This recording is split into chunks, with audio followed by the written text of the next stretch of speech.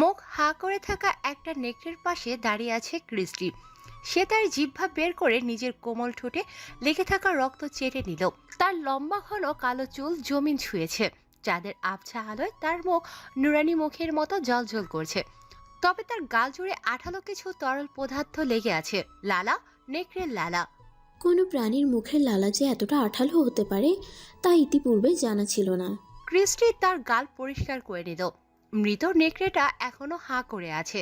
তার কালশেটের চোখ স্থির হয়ে আছে, চোখে স্পষ্ট ভয়ের ছাপ। নেকড়েটার ঘাড়ে দুটো ছোট্ট ফুটো। ক্রিস্টি হেঁটে জঙ্গল থেকে বেরিয়ে এলো। তার রূপ এবং দেহ কাঠামো যে কোনো পুরুষকে মাতাল করতে বাধ্য। আচমকা পিঠ চিরে দুটো বিশাল ডানা বেরিয়ে এলো। তার মুখ হিংস্র হয়ে উঠল। দুটো লম্বা দাঁত ঠোঁটের দু কোণা দিয়ে বেরিয়ে এলো। সে ডানা ঝাপটিয়ে উড়াল দিল নতুন কোনো শিকারের খোঁজে। শব্দের চেয়ে অধিকতর আঘাত হয়তো বহুরূপী এই সৌন্দর্য। ডানা ঝাপটিয়ে উড়ে চলেছে ক্রিস্টি। কিছু দূর যাওয়ার পর সে টের পেল ভূমিতে চতুষ্পদী এক প্রাণী দৌড়াচ্ছে। প্রাণীটা তার পিছন নিচ্ছে। সে আচমকা ভূমিতে অবতরণ করল। চতুষ্পদী প্রাণীটার দিকে দৌড়ে গেল সে। একটা অতিকায় বিশাল নেকড়ে। নিজের হিংস্র রূপ নিয়ে ক্রিস্টি ঝাঁপিয়ে পড়ল নেকড়েটার ওপর। সে নেকড়ের ঘাড়ে কামড় বসাতে উদ্যত হলো। নেকড়েটা বলে উঠল, আমি বর্ণ। তৎক্ষণাৎ ক্রিস্টি থেমে গেল। সে নিজের স্বাভাবিক রূপে ফিরে এলো। তুমি? হ্যাঁ, তোমার সাথে আমিও যাব। বলে উঠল নেকড়েটা। নেকড়েটা ধীরে ধীরে সোজা হয়ে দাঁড়ালো। তার লোমশ দেহের লোমগুলো ধীরে ধীরে ছোট হতে লাগলো। নেকড়ে মুখমণ্ডল পরিণত হলো মানব মুখমণ্ডলে। বর্ণ, তুমি শুধু শুধু ঝামেলায় এসো না। আমি একা সামলে নিতে পারবো। তুমি দেখেছো কিনা জানি না, তবে কিছুক্ষণ আগে আমি তোমার জাতির একজনকে হত্যা করেছি।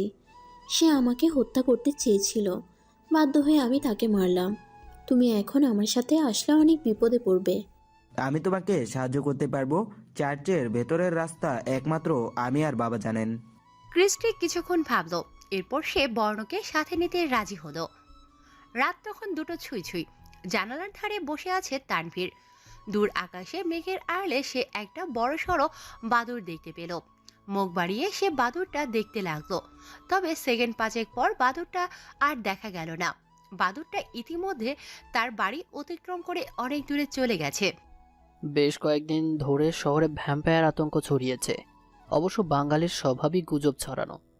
বিগত বেশ কদিন ধরে শহরে রক্তশূন্য মৃতদেহ পাওয়া যাচ্ছে। তবে মৃতদেহগুলো মানবের নয়, নিরীহ কুকুরের। হয়তো কোনো সংগঠন কুকুরগুলোকে হত্যা করছে আর দোষ ফেলছে কল্পনা জগতের ভ্যাম্পায়ার তথা রক্তচোষক মানবের উপর। মনে মনে ভাবল তানভীর। পেশায় সে একজন বেকার। চাকরির সন্ধানে আছে সে। তবে তার মাঝে গুরুত্ব নেই। বাপের পয়সা আছে তো তাই। তানভীর জানালার পাশ থেকে সরে এলো। বিছানায় এসে সে গা এলিয়ে দিল। আজ সারাদিন তার বন্ধুদের সাথে গল্প করে কেটেছে। শরীর তার বেশ ক্লান্ত। তবে তার মগজে একটা চিন্তা বাসা বেঁধেছে। যদি সত্যি ভ্যাম্পায়ারের কাজ হয়, আমি তো একটা কুকুর পালি। সকাল সকাল তানভীরের ঘুম দরজা ধাক্কানোর শব্দে ভেঙে গেল। একরাশ বিরক্তি নিয়ে সে উঠে দরজা খুলল। দরজার সামনে সে তার বাবাকে দেখতে পেল। তার বাবার মুখে আতঙ্ক আর দুঃখের ছাপ। কি হয়েছে বাবা? তানভীরের বাবা তানভীরকে নিয়ে অন্য ঘরে এলেন। এই ঘরটা তানভীরের পোষা কুকুর টমির জন্য। এখানেই টমি রাত হলে ঘুমায়। তানভীর রুমের ভেতর এসে থমকে দাঁড়ালো। তার পোষা প্রিয় কুকুর টমি জিব্বা বের করে চিরনিদ্রায়। তানভীর দ্রুত টমির কাছে গেল। সে লক্ষ্য করলো টমির ঘাড়ে দুটো ফুটো। তার বুকের ভেতরটা ছ্যাদ করে উঠল। শহরে এসব হচ্ছেটা কি? পরের দিন টমিকে হারানোর শোকের মাঝেও আজ তানভীরের মুখে টানা হাসি ফুটেছে। তানভীরকে ভাবুক ছেলে হতে দেখে তার বোন আরোহী তাকে জিজ্ঞাসা করলো, কি হলো ভাই? তুই দুপুর থেকে দেখছি কিছু একটা নিয়ে ভাবছিস আর হাসছিস। তানভীর মুখ তুলে তার বোনের দিকে তাকালো। আলতো হেসে সে বলে উঠল, অপার্থিব সুন্দর এক মেয়েকে গতদিন পথে দেখেছি। আমাদের দুবারই পরে মেয়েটা থাকে। বাবা শুনলি তোর পা ভাঙবে। তুই একটু ব্যবস্থা করে দে। ব্যবস্থা? কিসের ব্যবস্থা? সেই মেয়েটার সাথে আমার। তানভীরের কথা শেষ না হতেই আরোহী বলে উঠল, দিন দুপুরে স্বপ্ন দেখা বাদ দে। সেই মেয়েটা বিবাহিত হতে পারে, অথবা সে অন্য কাউকে পছন্দ করতে পারে। তোর ভাষ্যমতে সুন্দরী মেয়ে সে। না জানি কত ছেলে মেয়েটার পিছে ঘুরে। এইসব চিন্তা মাথা থেকে বের কর। চাকরি পাওয়ায় মন দে, অকর্মঠ। কথাগুলো বলে আরোহী সেখান থেকে চলে গেল। তানভীর কিছুক্ষণ ভাবলো। আসলেই তো। বিড়বিড় করে বলে উঠল তানভীর। টমি মারা গেল কি করে? আচমকা তানভীরের মাথায় প্রশ্ন এলো। সে ভাবতে লাগলো। টমির ঘাড়ে দুটো ছোট্ট ফুটো ছিল। ওর লাশটা পর্যবেক্ষণ করে বুঝতে পারি কেউ সারা দেহের রক্ত চুষে নিয়েছে। কোনো মানুষের কাজ বলে তো মনে হচ্ছে না। দরজা জানলা সব ভেতর থেকে বন্ধ ছিল। তাহলে কি এটা ভ্যাম্পায়ারের কাজ? আসলে কি ভ্যাম্পায়ার বলতে কিছু রয়েছে? যদি ভ্যাম্পায়ার থেকে থাকে। নিজেকে নিজে প্রশ্ন করলো তানভীর। মানব জগতে তোমার আসা উচিত হয়নি। জগ থেকে গ্লাসে পানি ঢালতে ঢালতে কথাগুলো বলল বর্ণ। কেন? কারণ তুমি তোমার তৃষ্ণার্ত মেটাতে শহরের প্রাণীদের রক্ত পান করছো, বিশেষ করে কুকুর। মানুষের মনে সন্দেহ এবং আতঙ্ক ছড়িয়ে পড়েছে। কেউ যদি টের পায় তুমি এসব করছো, তাহলে রক্ষা নেই। আমরা এতদিন বনে ছিলাম, বন্যপ্রাণীদের রক্ত পান করতে তুমি, সেখানে সাধারণ মানবের আনাগোনা নেই। কথাটা বলে এক ঢোকে গ্লাসের পানি পান করে নিল বর্ণ। আমরা তো শুধু শুধু শহরে আসিনি, তাই না? যেই কাজটা করতে এসেছি সেই কাজ সম্পন্ন হলেই বনে ফিরে যাব। তোমার রক্তের তৃষ্ণা কমাতে হবে, নিজের উপর নিয়ন্ত্রণ রাখো। ক্রিস্টি মাথা দোলালো। আনমনা হয়ে সে বলল। মানবের রক্ত খেতে কেমন? এই বর্ণ ক্রিস্টির পাশে গিয়ে বসলো। ক্রিস্টি বর্ণের দিকে মুখ ঘুরে বলল। চারিদিকে মানবের রক্তের গন্ধ, নিজেকে দমিয়ে রাখতে কষ্ট হচ্ছে। দুদিন রক্তপান করা হতে বিরত থাকো, তাহলে রক্ত ছাড়া থাকার অভ্যাস হয়ে যা। বর্ণ আর কিছু বলার সুযোগ পেল না। ক্রিস্টি তার সুচালো দাঁত বর্ণের ঘাড়ে বসিয়ে দিল। বর্ণের পুরো দেহ কেঁপে উঠল। পর মুহূর্তে সে নিজেকে সামলিয়ে নিয়ে ক্রিস্টির মাথা ধরে টেনে তার ঘাড় থেকে সরিয়ে দিল। ক্রিস্টির লম্বা দাঁতে তাজা রক্ত লেগে আছে। বর্ণের ঘাড়ে ক্ষত চোখে পলকে মিলিয়ে গেল। একই সাথে ক্রিস্টিও স্বাভাবিক হয়ে উঠল। সরি। আগামী দুদিন তুমি আর ঘর থেকে বের হবে না। আগে রক্ত ছাড়া থাকা শিখো, তারপর আমরা যে কাজে এসেছি সেই কাজে মনোনিবেশ করব। চার্জ সম্পর্কে আমার ধারণা আছে, তবে সেখানে বর্তমানে অনেক প্রহরী। সুযোগ বুঝে আমাকে পদক্ষেপ নিতে হবে। আপাতত আমাদের লুকিয়ে থাকাই উচিত মনে করি। বর্ণের মুখ এবং হাতে লোম বৃদ্ধি পেতে লাগলো। ধীরে ধীরে সে নেকড়ে মানবে পরিণত হলো। ঘরের মধ্যে পায়চারি করতে লাগলো সে। বর্ণ, তুমি ঠিক করনি। ভ্যাম্পায়ার আর ওয়ারওলফ জাতিগত শত্রু। তোমার জাতির লোকেরা আমাকে হত্যা করতে চায়। তুমি আমার পক্ষ নিয়ে ভুল করছো। তোমার জাতির লোকেরাও এতে তোমাকে হত্যা করতে পারে। কিন্তু তোমার তো দোষ নেই। আমরা দুই জাতি শুধু শুধু লড়ছি। থামাতে হবে এই লড়াই। ক্রিস্টি চুপ করে বসে রইল। বর্ণ বলে উঠল। আজ রাতে আমি চার্চে যাব, সেখানকার অবস্থা বুঝতে হবে। রবার্ট, বনের পাশে আমাদের এক ভাইয়ের মৃতদেহ পেয়েছি। আমরা আর কতদিন চুপ থাকবো? তাদের কথোপকথনের মাঝে এক নেকড়ে হাজির হলো। সে বলে উঠল। মহারাজ, প্রিন্স বর্ণকে এতদিন ধরে খুঁজেও পাওয়া যায়নি। গুপ্তচরের কাছ থেকে খবর পেয়েছি ভ্যাম্পায়ার জগতের ক্রিস্টি ও বর্ণকে যেদিন ধরতে পাওয়া যাচ্ছে না সেদিন ধরে গায়েব। হুঙ্কার দিয়ে উঠল রবার্ট। তারা দুজন পালিয়েছে। একটু থেমে সে আবারও বলে উঠল।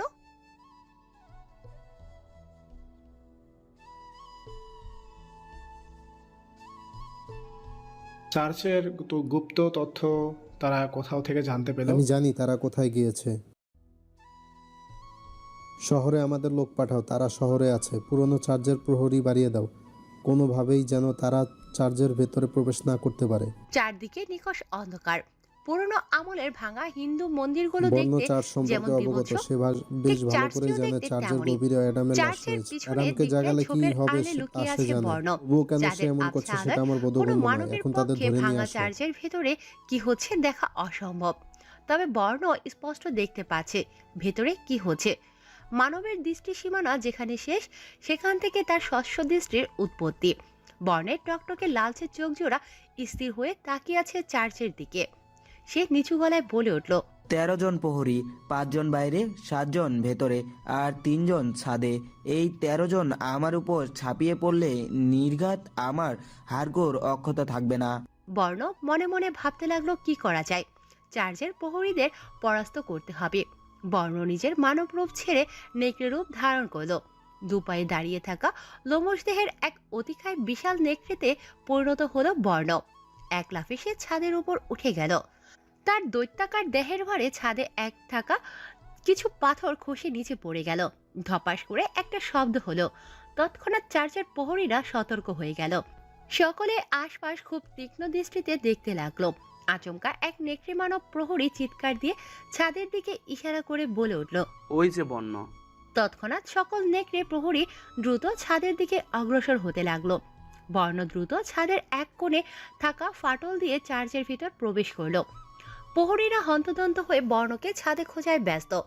বর্ণ যতদূর জানে চাষটা মাটির নিচে দৈর্ঘ্য প্রস্থের সমান হারে বিস্তীর্ণ। বর্ণ ধীর পায়ে অগ্রসর হলো। আচমকা কিছু নেকড়ে মানব তাকে ঘেরাও করে ফেলল। মোট 10 জন। সে থমকে দাঁড়ালো। প্রহরী প্রধান বলে উঠল। প্রিন্স বর্ণ, আপনার দূর দৃষ্টি ক্ষমতা সম্পর্কে আমরা অবগত। নিশ্চয়ই জানেন চার্চ মাটির নিচে বিস্তীর্ণ। আমরা সবাই এতক্ষণ সেখানে ছিলাম, ফলে আপনি আমাদের দেখতে পাননি। প্রিন্স, আমাদের সাথে নিজ রাজ্যে ফিরে চলুন। আপনার বাবা প্রচুর রেগে আছেন। তাছাড়া সারা রাজ্যের সবাই জেনে গেছে আপনি আমাদের বিরুদ্ধে গিয়েছেন। রাজ্যে নতুন আরেক কলহ সৃষ্টি হয়েছে। নিজ সম্প্রদায়ে বিবাদ হওয়ার সম্ভাবনা রয়েছে। আপনি দয়া করে রাজ্যে ফিরে চলুন, এতে রাজ্যেরই মঙ্গল। বর্ণ নিজের মানব রূপে ফিরে এলো। বর্ণকে মানব রূপে ফিরতে দেখে প্রহরী প্রধান এবং সাধারণ প্রহরীরা মানব রূপ ধারণ করল। এরপর বর্ণ বলে উঠল। কিস্টিকে কেন মারতে চান? প্রহরী প্রধান কিছুক্ষণ বর্ণের দিকে চেয়ে রইল। প্রিন্স, শত্রু দলের একটা মেয়ের প্রতি এত আকর্ষণ কেন? আপনি ভুলে গেছেন গত বছর তারা আপনাকে কতবার হত্যা করার পরিকল্পনা করেছিল? কিন্তু এসবে তো কিস্টির কোনো ভূমিকা নেই, সবকিছু করেছে তার বাবা। বাবার পাপের বোঝা সন্তানকে বহন করতে হয়। আচমকা চার্চে বাহির হতে কোলাহলের শব্দ এলো। প্রহরী প্রধান এবং তার দল দ্রুত বাইরে বের হলেন। প্রায় 10 জন ঘাতক ভ্যাম্পায়ার চার্চে আক্রমণ করেছে। প্রহরী প্রধান বলে উঠলেন। তোমরা গিয়ে প্রিন্সকে রক্ষা করো। দ্রুত 9 জন প্রহরী চার্চের ভেতরে থাকা বর্ণের নিকট চলে গেল। কি হয়েছে, এত কোলাহল কেন? প্রিন্স, কিছু ঘাতক ভ্যাম্পায়ার আক্রমণ করেছে। যথাসম্ভব আপনাকে হত্যা করার পরিকল্পনা। আপনি আমাদের সাথে চার্চের গুপ্ত ঘরে আসুন। বর্ণ কথা বাড়ালো না।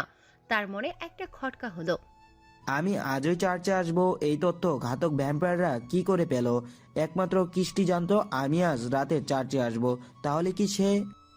আচমকা চার্চের এক পাশের দেয়াল ভেঙে কিছু সংখ্যক ভ্যাম্পায়ার ভিতরে প্রবেশ করল।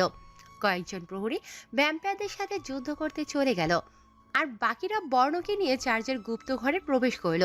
কিছুক্ষণ পর চারদিক নিস্তব্ধ, পিনপতন নীরবতা যাকে বলে। বর্ণ গুপ্তঘর থেকে বের হতে চাইল, কিন্তু প্রহরীরা বাধা দিল। বর্তমানে বর্ণের সাথে মোট 3 জন প্রহরী রয়েছে। প্রিন্স, আমি বাইরে গিয়ে দেখে আসছি পরিস্থিতি কেমন, বলে উঠল একজন প্রহরী। বর্ণ সম্মতি প্রদান করল। প্রহরী গুপ্ত কক্ষ হতে প্রস্থান। কিছুক্ষণ পর প্রহরী ফিরে এসে বলল। চার্চের ভেতর কোনো ভ্যাম্পায়ার কিংবা হামার স্বজাতি ওয়ার উলফকে দেখতে পেলাম না। বর্ণ কথাটা শুনে মুস্কি একটা হাসি দিল। এরপর সে আর দানবীয় রূপ নিয়ে প্রহরীর 3 জনের উপর ঝাঁপিয়ে পড়ল। তার হিংস্র আঘাতে প্রহরীরা জ্ঞান হারালো। বেশ, দুদল তাহলে একে অপরের সহিত যুদ্ধ করে নৃশংস হয়ে গিয়েছে। এবার আমি যে কাজের জন্য এসেছি তা সম্পাদন করার পালা। সে গুপ্তঘর থেকে বেরিয়ে চার্চের গভীরে যেতে লাগলো। আচমকা তার নাকে একটা মন মাতানো সুগন্ধি ঘ্রাণ এলো। সে ঠাই দূরে দাঁড়িয়ে রইল। ঘ্রাণ নেওয়ার ক্ষমতার কাজে লাগিয়ে সে বুঝতে পারল চার্চের ওপর থেকে এই সুঘ্রাণ আসছে। ক্রিস্টি, এই ঘ্রাণ তোমার, তার মানে তুমি এখানে উপস্থিত রয়েছো? মনে মনে ভাবলো বর্ণ। পেছন থেকে অসংখ্য পদধ্বনি শব্দ পেয়ে সে পেছনে ফিরে তাকালো। ক্রিস্টি এবং তার সাথে 4টে ঘাতক ভ্যাম্পায়ার তার দিকে অগ্রসর হচ্ছে। চোখ বড় বড় করে সেদিকে তাকিয়ে থেকে বিস্মিত গলায় বর্ণ বলে উঠল। অসম্ভব! ক্রিস্টি, তুমি আমাকে ধোঁকা দিলে? কাঁপতে লাগলো তার গলা। ক্রিস্টি বর্ণের মুখোমুখি দাঁড়িয়ে বলল। অ্যাডামের লাশ কোথায়? আমি বলবো না তোমাকে। নাসূচক মাথা নাড়িয়ে বলল বর্ণ। একটু থেমে সে আবারও বলে উঠল। এসব কেন করলে? তাহলে বিগত কমাস তুমি আমার সাথে নাটক করেছিলে? তুমি কখনো নিজ রাজ্য থেকে পালাওনি? সবকিছু সাজানো গুছানো নাটক ছিল। বর্ণ, অ্যাডামের লাশ তোমাদের নিকট থাকার কোনো অধিকার নেই। সেটা আমাদের পূর্বপুরুষ তিনি। তুমি আমার প্রতি দুর্বল সেটা আমি বেশ ভালো করেই জানি। তাই কমাস তোমার সাথে একটু ভাব বিনিময় করলাম। আমি রাজ্য থেকে পালাইনি, আমি বাবার অনুমতিতেই এসব করেছি। আমার সাথে বাবা কয়েকজন ঘাতক ভ্যাম্পায়ারও দিয়েছেন সুরক্ষার জন্য। এরা তো তুমি আমাকে ব্যবহার করেছো, তাই তো? ব্যবহার করলে তুমি এতক্ষণ এখানে দাঁড়িয়ে থাকতে না, ওপারে চলে যেতে। অ্যাডামের লাশটা দিয়ে দাও। তোমার রাজ্যের উপর আমাদের রাজ্য আর কখনো আক্রমণ করবে না। আমাদের মধ্যে কথা হয়েছিল আমরা অ্যাডামের লাশ ধ্বংস করে দেব। যেটা নিয়ে এত ঝামেলা সেটা আমরা রাখবো না, কিন্তু তুমি বিশ্বাসঘাতকতা করলে। অ্যাডামের লাশ কোথায়? ক্রিস্টি, কাপা গলায় বলল বর্ণ। একটু থেমে সে বলল, এখনো সময় আছে। ঘাতক ভ্যাম্পায়ারদের আমরা দুজন চাইলেই নিমিষেই শেষ করে দিতে পারি। তুমি জানো অ্যাডামের লাশ তোমার বাবার হাতে গেলে কি হতে চলেছে। Don't do this. ক্রিস্টি একগাল হাসলো। হেসে সে বলল, যে তরলটা তোমার রক্তে মিশিয়েছিলাম সেটা এতক্ষণে কাজ শুরু করে দেওয়ার কথা। মনে আছে আমার কামড়টা? বর্ণ তার ঘাড় হাতে চেপে ধরল। তার চোখের সামনের জগৎটা ধীরে ধীরে ঝাপসা হতে লাগলো। এরপর কি হয়েছে তা আর বর্ণের মনে নেই। চোখ মেলে নিজেকে চার্চের একদম গভীরে থাকা অ্যাডামের কক্ষে পেল। চোখ মেলে উঠে বসলো সে। আশেপাশে তাকিয়ে সে দেখলো অ্যাডামের লাশ কয়েকজন ভ্যাম্পায়ার নিয়ে যাচ্ছে। ক্রিস্টি তাদের দিকে নির্দেশনা দিচ্ছে। বর্ণের বুঝতে বাকি রইল না ক্রিস্টি সেদিন যখন তার ঘাড়ে কামড় দেয় তখন তার মুখে কিছু তরল ছিল, যা তাকে কিছুক্ষণ আগে ক্রিস্টি বসে নিয়ে যায়। অতঃপর সে ক্রিস্টিকে অ্যাডামের কক্ষ অবধি নিয়ে আসে। ক্রিস্টি বর্ণের দিকে তাকালো। বর্ণকে উদ্দেশ্য করে বলল, ঘুম ভালো হয়েছে তো? বর্ণ অকথ্য এক গালি হাঁকিয়ে ক্রিস্টির দিকে তেড়ে যেতে লাগলো। ক্রিস্টি ক্ষিপ্ত গতিতে দৌড়ে এসে বর্ণের বুকে লাথি মারল। ছিটকে বর্ণ দূরে গিয়ে পড়ল। ব্যথায় কুকিয়ে উঠল সে। ইতিমধ্যে ক্রিস্টির সাথে আসা ভ্যাম্পায়াররা অ্যাডামের লাশ নিয়ে কক্ষ থেকে বেরিয়ে পড়েছে। কক্ষে এখন দুজন ব্যক্তি, ক্রিস্টি এবং বর্ণ। বর্ণ ওয়াইল্ড উলফে পরিণত হলো। দৌড়ে গিয়ে সে ক্রিস্টিকে কামড় দিতে উদ্যত হলো। বর্ণ, কোমল গলায় বলল ক্রিস্টি। বর্ণ থেমে গেল। সে তার সাধারণ রূপে ফিরে এলো। মাটিতে বসে পড়ল সে। পারবো না তোমাকে মারতে। মেঝেতে বসে কথাটা বলল বর্ণ। ক্রিস্টি বর্ণের কাছে আসলো। এরপর সে বলল, তোমাকে আমার পছন্দ হয়েছে। আফসোস তুমি ওয়ারওলফ। ক্রিস্টি আলতো করে বর্ণের গালে একটা চুমু খেলো। বর্ণ থমকে গেল। হৃদয় স্পন্দন কিছুক্ষণের জন্য থেমে গেল। ক্রিস্টি মুখ তুলে বর্ণের দিকে তাকিয়ে বলল, বাই। ক্রিস্টির পিঠ চিরে ডানা বেরিয়ে এলো। তার ঠোঁটের দু কোণ থেকে দুটো লম্বা দাঁত বেরিয়ে এলো। সে সজোরে বর্ণের ঘাড়ে একটা কামড় বসালো। টেনে বর্ণের ঘাড় হতে এক থলি মাংস ছিঁড়ে ফেললো। বর্ণ ধপাস করে মেঝেতে পড়ে গেল। ক্রিস্টি কক্ষের পিলারগুলো ঘুষি মেরে ভেঙে দিল। সাথে সাথে পাথরের কক্ষ ভেঙে যেতে লাগলো। ক্রিস্টি দ্রুত কক্ষ থেকে প্রস্থান করলো। বর্ণের শরীর একের পর এক পাথর পড়তে লাগলো। নড়ছে না সে। ধীরে ধীরে পাথরের স্তূপে চাপা পড়ে গেল সে। রাত তখন 1:30 ছুঁই ছুঁই। জানালার ধারে বসেছিল তানভীর। আচমকা সে লক্ষ্য করলো পাহাড়ের পদদেশে একটা বিশাল চার্চটা কেঁপে উঠছে। ভূমিকম্প হচ্ছে নাকি? নিজেকে নিজে প্রশ্ন করলো তানভীর। সে নিজের ঘরটা একবার দেখে নিল। না, ঘর তো দুলছে না।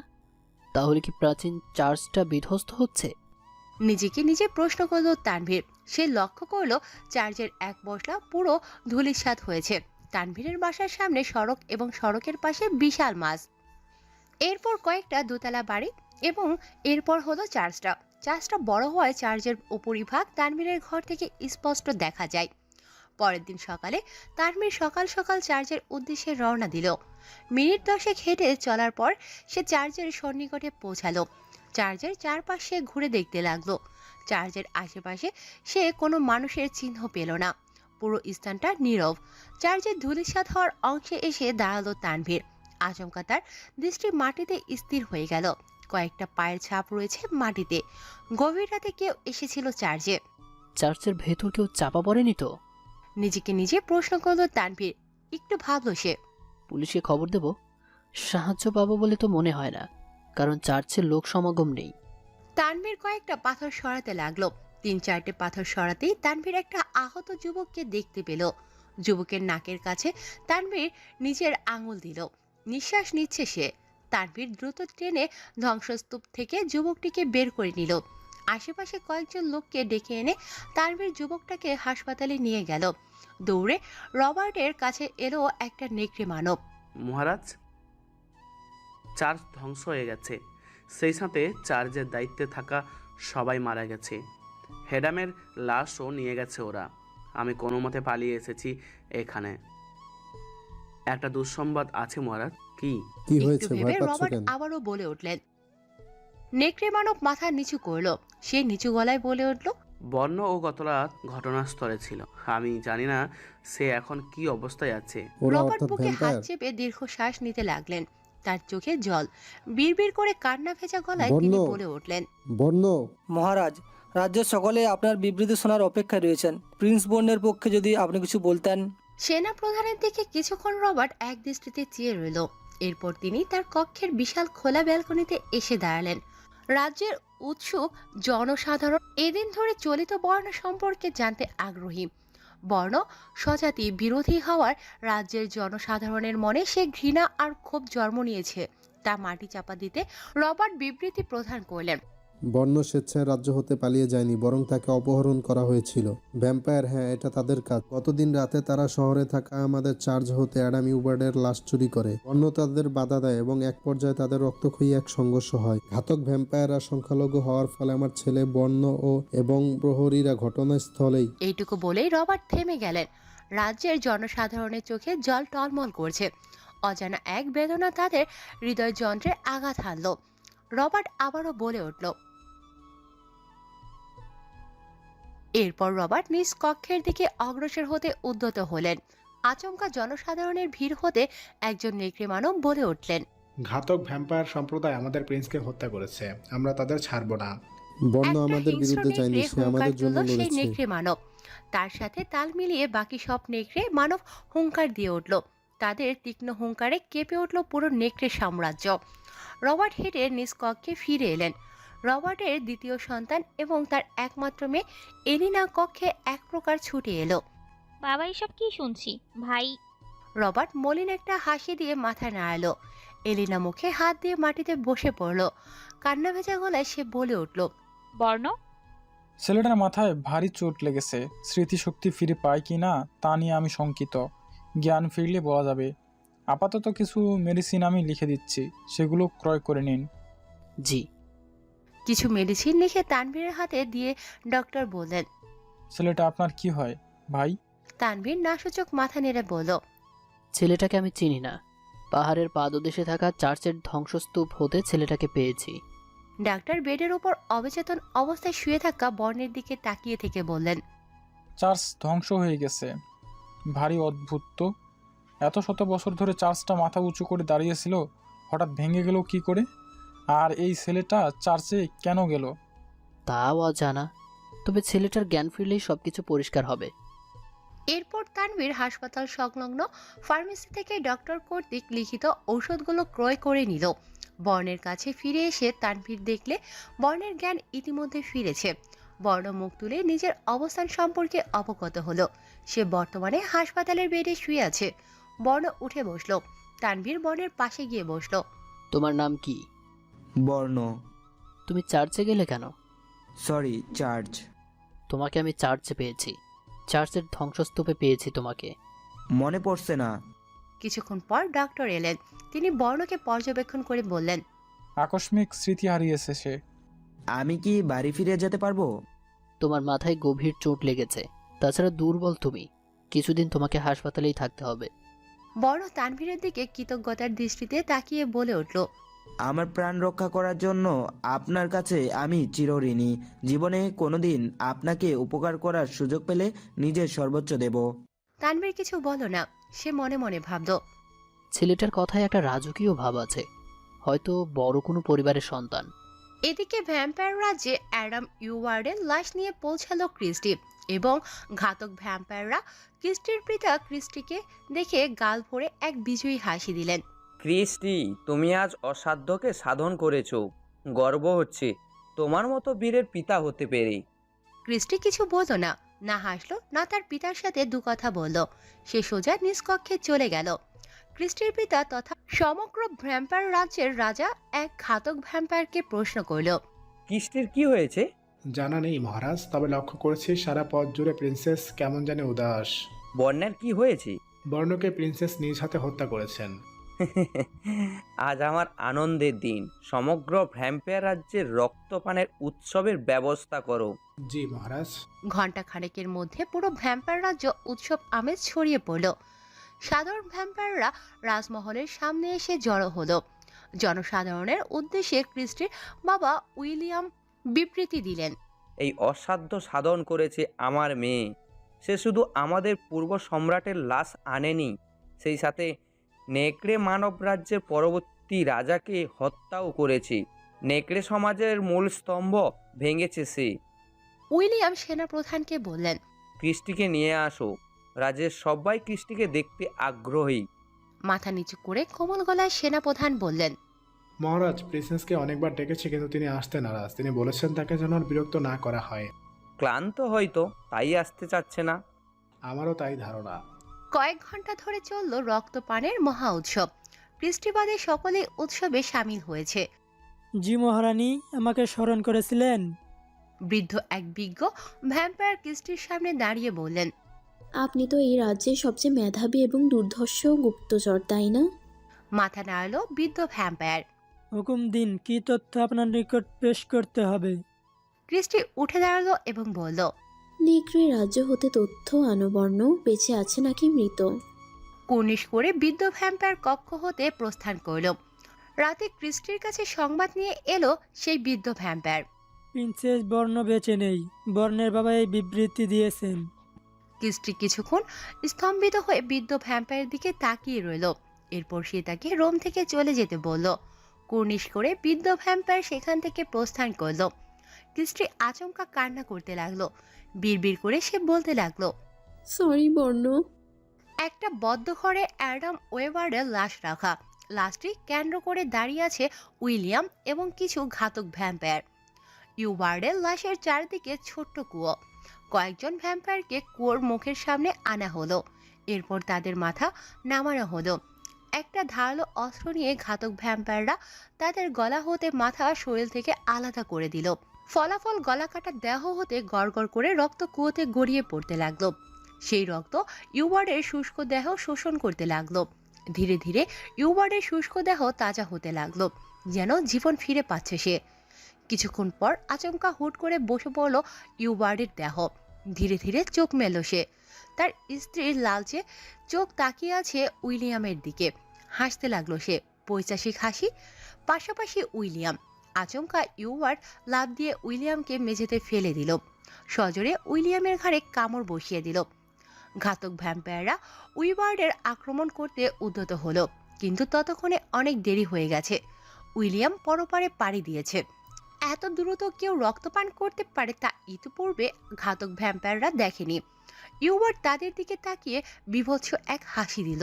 আমি হলাম তোমাদের নতুন রাজা। সকল ঘাতক ভ্যাম্পায়ার চুপ করে দাঁড়িয়ে রইল। কি হলো, কুর্নিশ করছো না কেন? হুঙ্কার দিয়ে উঠল ইউবার্ড। হাঁটু গিরে বসে সকল ঘাতক ভ্যাম্পায়ার ইউবার্ডকে কুর্নিশ করে সম্মান করল। ইউবার্ড একটা গর্জন দিল। তার গর্জনে কেঁপে উঠল পুরো কক্ষ। আকাশের দিকে তাকিয়ে আছে ক্রিস্টি।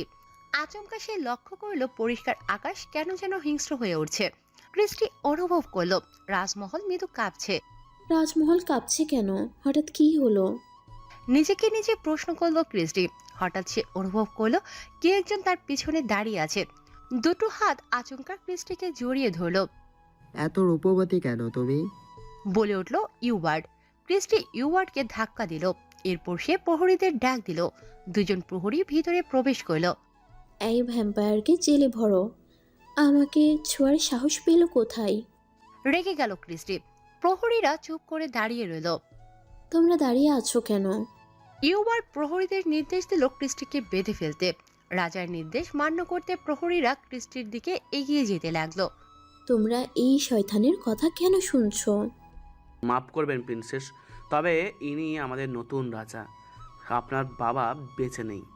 ক্রিস্টি প্রথমে খেয়াল করেনি। কথার অর্থ বুঝতে সে কিছুক্ষণ সময় নিল। ইউবার্ডের দিকে ভয়ার্থক চোখে তাকিয়ে ক্রিস্টি লক্ষ্য করলো এই সেই মৃত ইউবার্ড। ইউবার্ড, অস্পষ্ট গলায় বলল ক্রিস্টি। এদিকে প্রহরীরা ক্রিস্টির নিকট এসে গেছে। ক্রিস্টি নিজের ডানা বের করে খোলা জানালা দিয়ে লাফ দিল। ডানা ঝাপটিয়ে সে উড়াল দিল আকাশে। খাঁচা ছেড়ে পাখি চলে গেল। জানালার সামনে দাঁড়িয়ে ক্রিস্টির দিকে তাকিয়ে কথাটা বলল ইওয়ার্ড। যাও পাখিটাকে খাঁচায় বন্দি করার ব্যবস্থা করো। প্রহরীদের নির্দেশ দিল ইওয়ার্ড। প্রহরীরা তৎক্ষণাৎ সেখান থেকে চলে গেল। পিছন নিল তারা। ডানা ঝাপটিয়ে উঠছে ক্রিস্টি, তার পিছনে দুটো ঘাতক ভ্যাম্পায়ার। রাজ্য কিছুটা দূরে যাওয়ার পর ভূমিতে নামলো ক্রিস্টি, তার পিছন পিছন দুজন ঘাতক ভ্যাম্পায়ার। তোমরা ইউভার্ডের আদেশ পালন করছো? এখনো সুযোগ আছে, আমাকে সহায়তা করো ইউভার্ডকে মারতে। ঘাতক ভ্যাম্পায়ার দুজন হাসতে লাগলো। তারা লোভী দৃষ্টিতে ক্রিস্টির দিকে তাকিয়ে রইল। আচমকা একটা ঘাতক ভ্যাম্পায়ার ক্রিস্টির গা ঘেঁষে দাঁড়ালো। ক্রিস্টির চোখ রাগে অগ্নিশর্মা হয়ে গেল। সে তার হিংস্র রূপ ধারণ করল। ঘাতক ভ্যাম্পায়ার ঘাড়ে কামড় দিয়ে পুরো মাথা সে আলাদা করে দিল। এই দৃশ্য দেখে অপর ঘাতক ভ্যাম্পায়ার পালাতে নিল, কিন্তু পারল না। ক্রিস্টি ক্ষিপ্ত গতিতে এসে তার মাথা ছিঁড়ে ফেলল। নিজ বেডের পাশে থাকা জানালা দিয়ে বাইরে তাকিয়ে আছে বর্ণ। আকাশটা আজ মেঘলা। এক ফালি চাঁদ আকাশের বুকে দাঁড়িয়ে আছে, চাঁদটা কিছুটা লালচে। তাহলে ইওবার্ডকে শেষ পর্যন্ত জাগ্রত করলো কিষ্টি? মনে মনে নিজেকে নিজে প্রশ্ন করল বর্ণ। বর্ণ হাসল এবং ভাবল, এবার বুঝবে আসল বিপদ কাকে বলে। আকাশে এক ফালি হলদে চাঁদ উঠেছে আজ। বনের ভেতর একা হেঁটে চলেছে ক্রিস্টি। আচমকা ক্রিস্টির কান খরগোশের কানের মতো দাঁড়িয়ে গেল। তার দেহ সতর্ক হচ্ছে। ক্রিস্টি তার লালচে চোখ চারদিকে বোলাতে লাগলো। সেকেন্ড 10 পর সে বুঝতে পারল তার চারপাশে নেকড়ে মানব। নেকড়ে মানবেরা তাকে ঘেরাও করেছে। ক্রিস্টি উড়াল দিল, তবে সে ব্যর্থ হলো। একটা নেকড়ে মানব দৌড়ে এসে তার উপর ঝাঁপিয়ে পড়ল। ফলস্বরূপ সে জমিনে পতিত হলো। একে একে আরো 4টে নেকড়ে ঝাঁপিয়ে পড়ল তার উপর। পালানোর কোনো সুযোগ নেই। নেকড়ে মানবগুলো ক্রিস্টির দেহ কামড়ে দিতে লাগলো। ব্যথায় সে কান ফাটানো চিৎকার দিতে লাগলো। ধীরে ধীরে জ্ঞান হারালো সে। রক্তে পুরো জমিন ভিজে গেছে। ক্রিস্টি নিজেকে লোমশ পিঠে অনুভব করলো। চোখ মেলে তাকালো সে। নিজের অবস্থান বুঝতে কিছুটা বেগ পেতে হলো। বর্ণের পিঠে শুয়ে আছে সে। নেকড়ে মানব বর্ণ ক্রিস্টিকে পিঠে করে নিয়ে ক্ষিপ্ত গতিতে এগিয়ে চলেছে। এগিয়ে যাচ্ছে পাহাড়ের দিকে। ক্রিস্টি উঠে বসার চেষ্টা করলো, কিন্তু সে ব্যর্থ হলো। অনুভব করলো তার হাতের অংশ কামড়ের দাগ। ঘাড় থেকে রক্ত ঝরছে। চোখ বুজে শুয়ে রইল সে। কিছুক্ষণ পর বর্ণ ক্রিস্টিকে নিয়ে ভাঙা চার্চে এসে পৌঁছালো। ক্রিস্টিকে পিঠ থেকে নামিয়ে বর্ণ নিজের মানব রূপে ফিরে এলো। ক্রিস্টি মাথা নিচু করে বসে রইল। বর্ণ ক্রিস্টির গা ঘেঁষে বসলো। ক্রিস্টির কানের কাছে নিজের মুখ নিয়ে সে বলল, প্রিন্স কিষ্টি মন মাতানো রূপের অধিকারী। ক্রিস্টি কিছু বলল না। বর্ণ ঠাট্টা করে বলল, আজ সেই কোমল দেহ ক্ষতবিক্ষত, শরীরে সুতো পরিমাণ বস্ত্র নেই। ক্রিস্টি বর্ণের দিকে বড় বড় চোখে তাকিয়ে রইল। মাথা নিচু করে সে তার দেহের দিকে তাকিয়ে লজ্জিত হলো। তার দেহে আসলেই কোনো বস্তু নেই। সে বুঝতে পারল নেকড়ে মানবদের কামড়ে তার দেহে থাকা পোশাক ছিঁড়ে গেছে। সে কিছুক্ষণ চুপ করে বসে রইল। নিজের লজ্জাবতী স্থানগুলো ঢাকার বিন্দুমাত্র চেষ্টাও করল না সে। কিছুক্ষণ নীরবতা। হাতের ক্ষত স্থানে রক্ত জমাট বেঁধেছে, তবে ঘাড়ের ক্ষতটা গভীর। সারতে 2-3 দিন তো কমপক্ষে নিবেই। ক্রিস্টি কিছু বলল না। সে চাঁদের দিকে এক দৃষ্টিতে তাকিয়ে রইল। আজ পূর্ণ চাঁদ উঠেছে আকাশে। আজ তো ভ্যাম্পায়ারদের ক্ষমতা কিছুটা বেড়ে যায়, তাই না? ক্রিস্টি মাথা নাড়ল। অবাক হচ্ছ না আমি কিভাবে বেঁচে আছি? প্রশ্ন করলো বর্ণ। ক্রিস্টি বর্ণের দিকে তাকালো। তোমার ঘাড়ে আমি যে কামড়টা দিয়েছিলাম সেই ক্ষত রাতের মধ্যেই সেরে যাওয়ার কথা, আর তোমার দেহ পাথরের আঘাত নেওয়ার মতো যথেষ্ট কঠিন। বুদ্ধিমতী। এরপর সে মাটির উপর শুয়ে পড়ল। একটা দীর্ঘ নিঃশ্বাস ফেলে সে বলল, শব্দের চেয়েও অধিকতর ঘাতক হলো নারীর সৌন্দর্য। ক্রিস্টি ঘাড় ঘুরিয়ে রাগী দৃষ্টিতে বর্ণের দিকে তাকালো। আমাকে বাঁচালে কেন? ভোগ করে ফেলে দিতে। বিশ্বাসঘাতক আমি। এক প্রকার কেঁদে কথাগুলো বলল ক্রিস্টি। যে যাই বলুক, নারীর হৃদয় বড্ড কোমল, হোক সেটা ক্রিস্টি। ক্রিস্টি হুট করে এসে বর্ণকে জড়িয়ে ধরল। বর্ণ বেশ হকচকিয়ে গেল। নিজেকে সামনে নিয়ে এসে ক্রিস্টির কানে কানে বলল, এবারও কি মায়ের ফেলে মারার পরিকল্পনা নাকি? ক্রিস্টি কিছু বলল না, কাঁদতে লাগলো। অনবরত কাঁদতে থাকলো। আমাকে মাফ করে দাও, আমার ভুলে আজ। কাঁদতে কাঁদতে বলল ক্রিস্টি। It's okay. মিনিট 10 পর বর্ণের বুকে মাথা রেখে শুয়ে আছে ক্রিস্টি। সবেমাত্র কান্না থামিয়েছে সে। আমার রাজকীয় পোশাক যে নোনা জলে ভিজিয়ে দিলে এটার মূল্য কে দিবে? ক্রিস্টি কিছু বলল না। বর্ণ আবারও বলে উঠল। আমাকে দেখে ভয় হয় না তোমার? মুখ তুলে ক্রিস্টি বর্ণের দিকে তাকিয়ে প্রশ্ন করলো। কেন? এই যে মাঝরাতে একটা নগ্ন সুন্দরী মেয়ে আমার বুকে শুয়ে আছে, আমি যদি খারাপ কিছু করি? ক্রিস্টি বর্ণের দিকে স্থির চোখে তাকিয়ে থেকে বলল। আমার চোখের দিকে তাকিয়ে এই কথা আরেকবার বলতে পারবে? বর্ণ চুপ করে রইল। একটু হাসলো সে। তোমার জন্য আজ নিজের স্বজাতি নেকড়ে মানবদের হত্যা করতে হয়েছে। ক্রিস্টি কিছু বলল না। চুপ করে বর্ণের বুকে মাথা রেখে আবারও শুয়ে পড়ল। কাঁদছে সে। মেয়েটার সাথে খুবই বাজে কিছু ঘটেছে, এত সাহসী মেয়ে আজ শুধু কেঁদে চলেছে। মনে মনে ভাবল বর্ণ। হাসপাতালের একটা হইচই শুরু হয়েছে। পুরো হাসপাতাল খুঁজে তানভীর বর্ণকে পেল না। মাঝরাতে আচমকা এক মানুষ হুট করে কিভাবে গায়েব হয়ে যেতে পারে? এমনকি হাসপাতালের কেউ বর্ণকে যেতে দেখেনি। সিকিউরিটির দায়িত্বে থাকা লোকেরা কিংবা ওয়ার্ড বয় কিংবা লিফটম্যান কেউই দেখেনি বর্ণকে।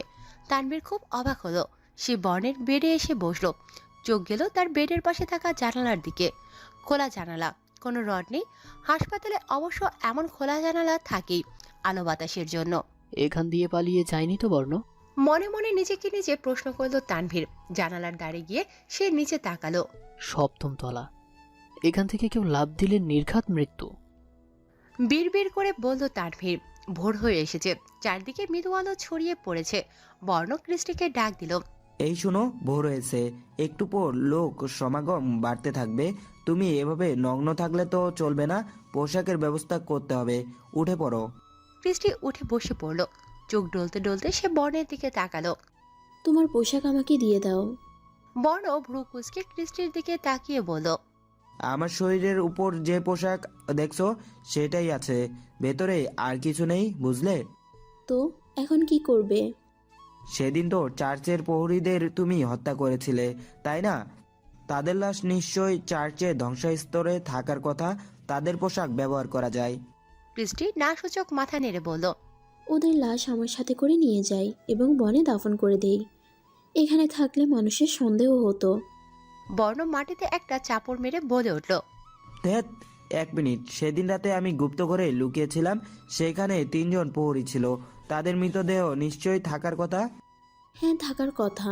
আমি তো সেদিন গুপ্ত ঘরে যাইনি। গুপ্ত ঘরের পথ আমার জানা ছিল না। বেশ, তাহলে তো হলোই। বর্ণ দৌড়ে চার্চের দিকে গেল। চার্চের ধ্বংসস্তূপ সরাতে লাগলো সে। কিছুক্ষণ পর সে বলে উঠল। পেয়েছি। ক্রিস্টি হেঁটে বর্ণের কাছে গেল। নাকে হাত দিয়ে সে বলল। ছি, লাশের পচা গন্ধ। দেখো কেমন পচা মাংস পোশাকে লেপ্টে আছে। বর্ণ ক্রিস্টির কথা তোয়াক্কা না করে একজন প্রহরীর দেহে থাকা পোশাক খুলে ফেলল। ক্রিস্টি তৎক্ষণাৎ সেখান থেকে দূরে চলে গেল। অত্যন্ত কোনো নগ্ন পচা দেহ সে দেখবে না। বর্ণ পোশাক হাতে ক্রিস্টির নিকট এলো। এগুলো থেকে পচা গন্ধ বেরোচ্ছে। আমি এগুলো পরতে পারবো না। পাহাড়ের পাশে একটা নদী আছে। এরপর সে ক্ষিপ্ত গতিতে দৌড়ে নদীর দিকে চলে গেল। মিনিট 10 পর বর্ণ ভেজা পোশাক হাতে ফিরে এলো। এখন গন্ধ নেই। তবে ভেজা। বর্ণের হাতে থেকে পোশাকগুলো নিয়ে ক্রিস্টি পরিধান করলো। কয়েক ঘন্টা পর শহরের ভিতর প্রবেশ করেছে বর্ণ আর ক্রিস্টি। ক্রিস্টির দেহে থাকা ভেজা পোশাক ইতিমধ্যে শুকিয়ে গেছে। তোমার সাথে গতদিন কি কি ঘটেছে বলা যাবে? বর্ণের দিকে তাকিয়ে ক্রিস্টি বলে উঠল। বাবা অ্যাডাম ইউভার্টকে পুনর্জীবিত করেন। ইউভার্ট জীবন ফিরে পেয়েই বাবার উপর ঝাঁপিয়ে পড়ে এবং বাবাকে হত্যা করে। এরপর আমার রুমে এসে আমার সাথে। চুপ হয়ে গেল ক্রিস্টি। কিছুক্ষণ চুপ থেকে সে বলে উঠল। এরপর আমি পালিয়ে আসি। আমার পেছনে ইউভার্ট ভ্যাম্পায়ার সৈন্য পাঠায়। তারা আমার সাথে। বর্ণের দিকে কান্না ভেজা চোখে তাকালো ক্রিস্টি। তাদের আমি হত্যা করি। তারপর পালিয়ে যেতে নেই, আবার নেকড়ে মানবেরা আমার উপর আক্রমণ করলো। চিন্তি। থমকে দাঁড়ালো বর্ণ। আচমকা বর্ণকে দাঁড়িয়ে থাকতে দেখে ক্রিস্টি জিজ্ঞাসা করলো। কি হয়েছে? বর্ণ ক্রিস্টির হাত ধরে টান দিয়ে বলল। দৌড়াও। রাস্তার বিপরীত পাশ থেকে গলা হাঁকিয়ে তানভীর বলে উঠল। দৌড়ে তানভীর বর্ণের দিকে আসতে লাগলো। বর্ণ ক্রিস্টি হাত ধরে দৌড়াতে লাগলো। পাশাপাশি ক্রিস্টিও। কিছু দূর দৌড়ে যাওয়ার পর ক্রিস্টি বলল। আমরা দৌড়াচ্ছি কেন? ওই ছেলেটা আমাদের ধরে ফেললে বিপদ, আমাদের আসল পরিচয় নির্ঘাত সবার সামনে চলে আসবে। তো মানবের মতো ধীরে দৌড়াচ্ছ কেন? নিজের ক্ষমতার বলে দ্রুত দৌড়াও। এরপর ক্রিস্টি বর্ণ খুব দ্রুত দৌড়ে পাহাড়ে এলো। তানভীর কিছু দূর দৌড়ে হাঁপিয়ে যায়, ফলে সে আর বনের পিছন নিতে পারেনি।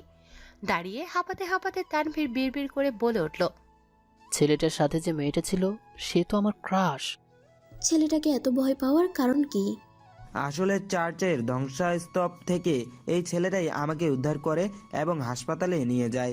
গত রাতে আমি জানালা দিয়ে লাফ দিয়ে হাসপাতাল থেকে পালিয়ে যাই।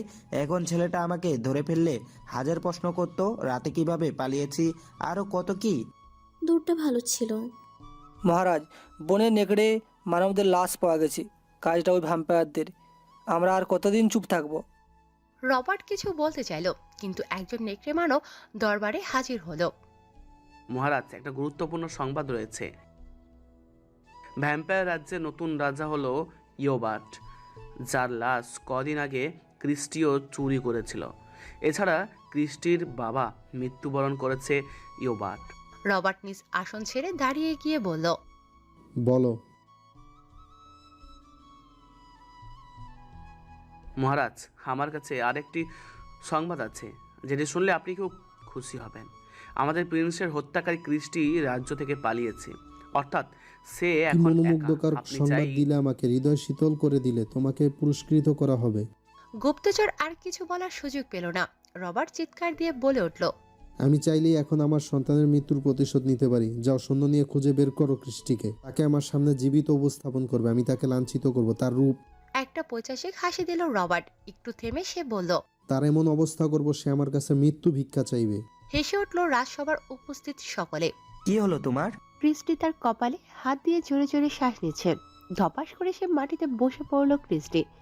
গড় গড় করে সে বমি করে দিল, রক্ত বমি। বর্ণ দ্রুত ক্রিস্টির পাশে গেল। তার দুই কাঁধ সে তার দুই হাত দিয়ে চেপে ধরল।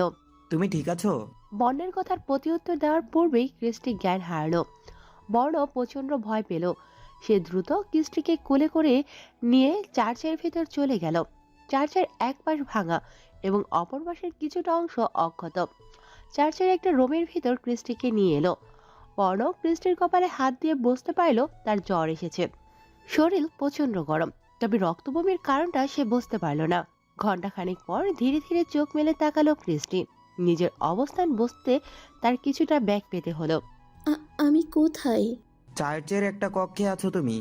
ক্রিস্টি মুখ তুলে পায়ের দিকে তাকিয়ে দেখলো বর্ণ তার পায়ে কিছু একটা করছে। ক্রিস্টি কিছু বলার আগেই বর্ণ বলে উঠল, পায়ের আঙুল ভেঙে গেছে বললে না যে? আচমকা তুমি টান দাও দৌড়ানোর জন্য। এতে আঙ্গুল। ক্রিস্টিকে থামিয়ে দিয়ে বর্ণ বলে উঠল, রক্তবমি কেন হয়েছে? ক্রিস্টি কিছুক্ষণ চুপ করে বর্ণের দিকে তাকিয়ে রইল। উত্তর দিল না সে। বর্ণ বসে ভাবতে লাগলো। জামা খুলো। শান্ত গলায় বলল বর্ণ। লজ্জামাখা গলায় ক্রিস্টি বলল, কি? বর্ণ ক্রিস্টিকে আর কিছু বলার সুযোগ না দিয়ে সোজা ক্রিস্টির জামা খুলে ফেললো। খুঁটিয়ে খুঁটিয়ে সে ক্রিস্টিকে দেখতে লাগলো। বুকে আঁচড়ে দাগগুলো এখনো তাজা, চামড়া সাদা হয়ে আছে। এই ক্ষতগুলো তো সেরে যাওয়ার কথা, কিন্তু সারছে না কেন? ক্রিস্টির দিকে তাকিয়ে বলল বর্ণ। ক্রিস্টি তার গায়ে জামা জড়িয়ে নেয়। এরপর ক্রিস্টি শান্ত গলায় বলল, যে নেকড়ে মানবগুলো আক্রমণ করেছিল তারা সাধারণ ছিল না। যুদ্ধের জন্য প্রস্তুত করা ঘাতক নেকড়ে মানব। এর অর্থ এতক্ষণে তুমি তোমার রাজ্য থেকে পালিয়ে আসার খবর আমার বাবার কানে নিশ্চয়ই গিয়েছে। নিশ্চয়ই তোমাকে হত্যার নির্দেশ দেওয়া হয়েছে। আমার রক্ত প্রয়োজন, প্রচুর রক্ত। করুণ গলায় বলল ক্রিস্টি। বর্ণ চুপ করে বসে রইল।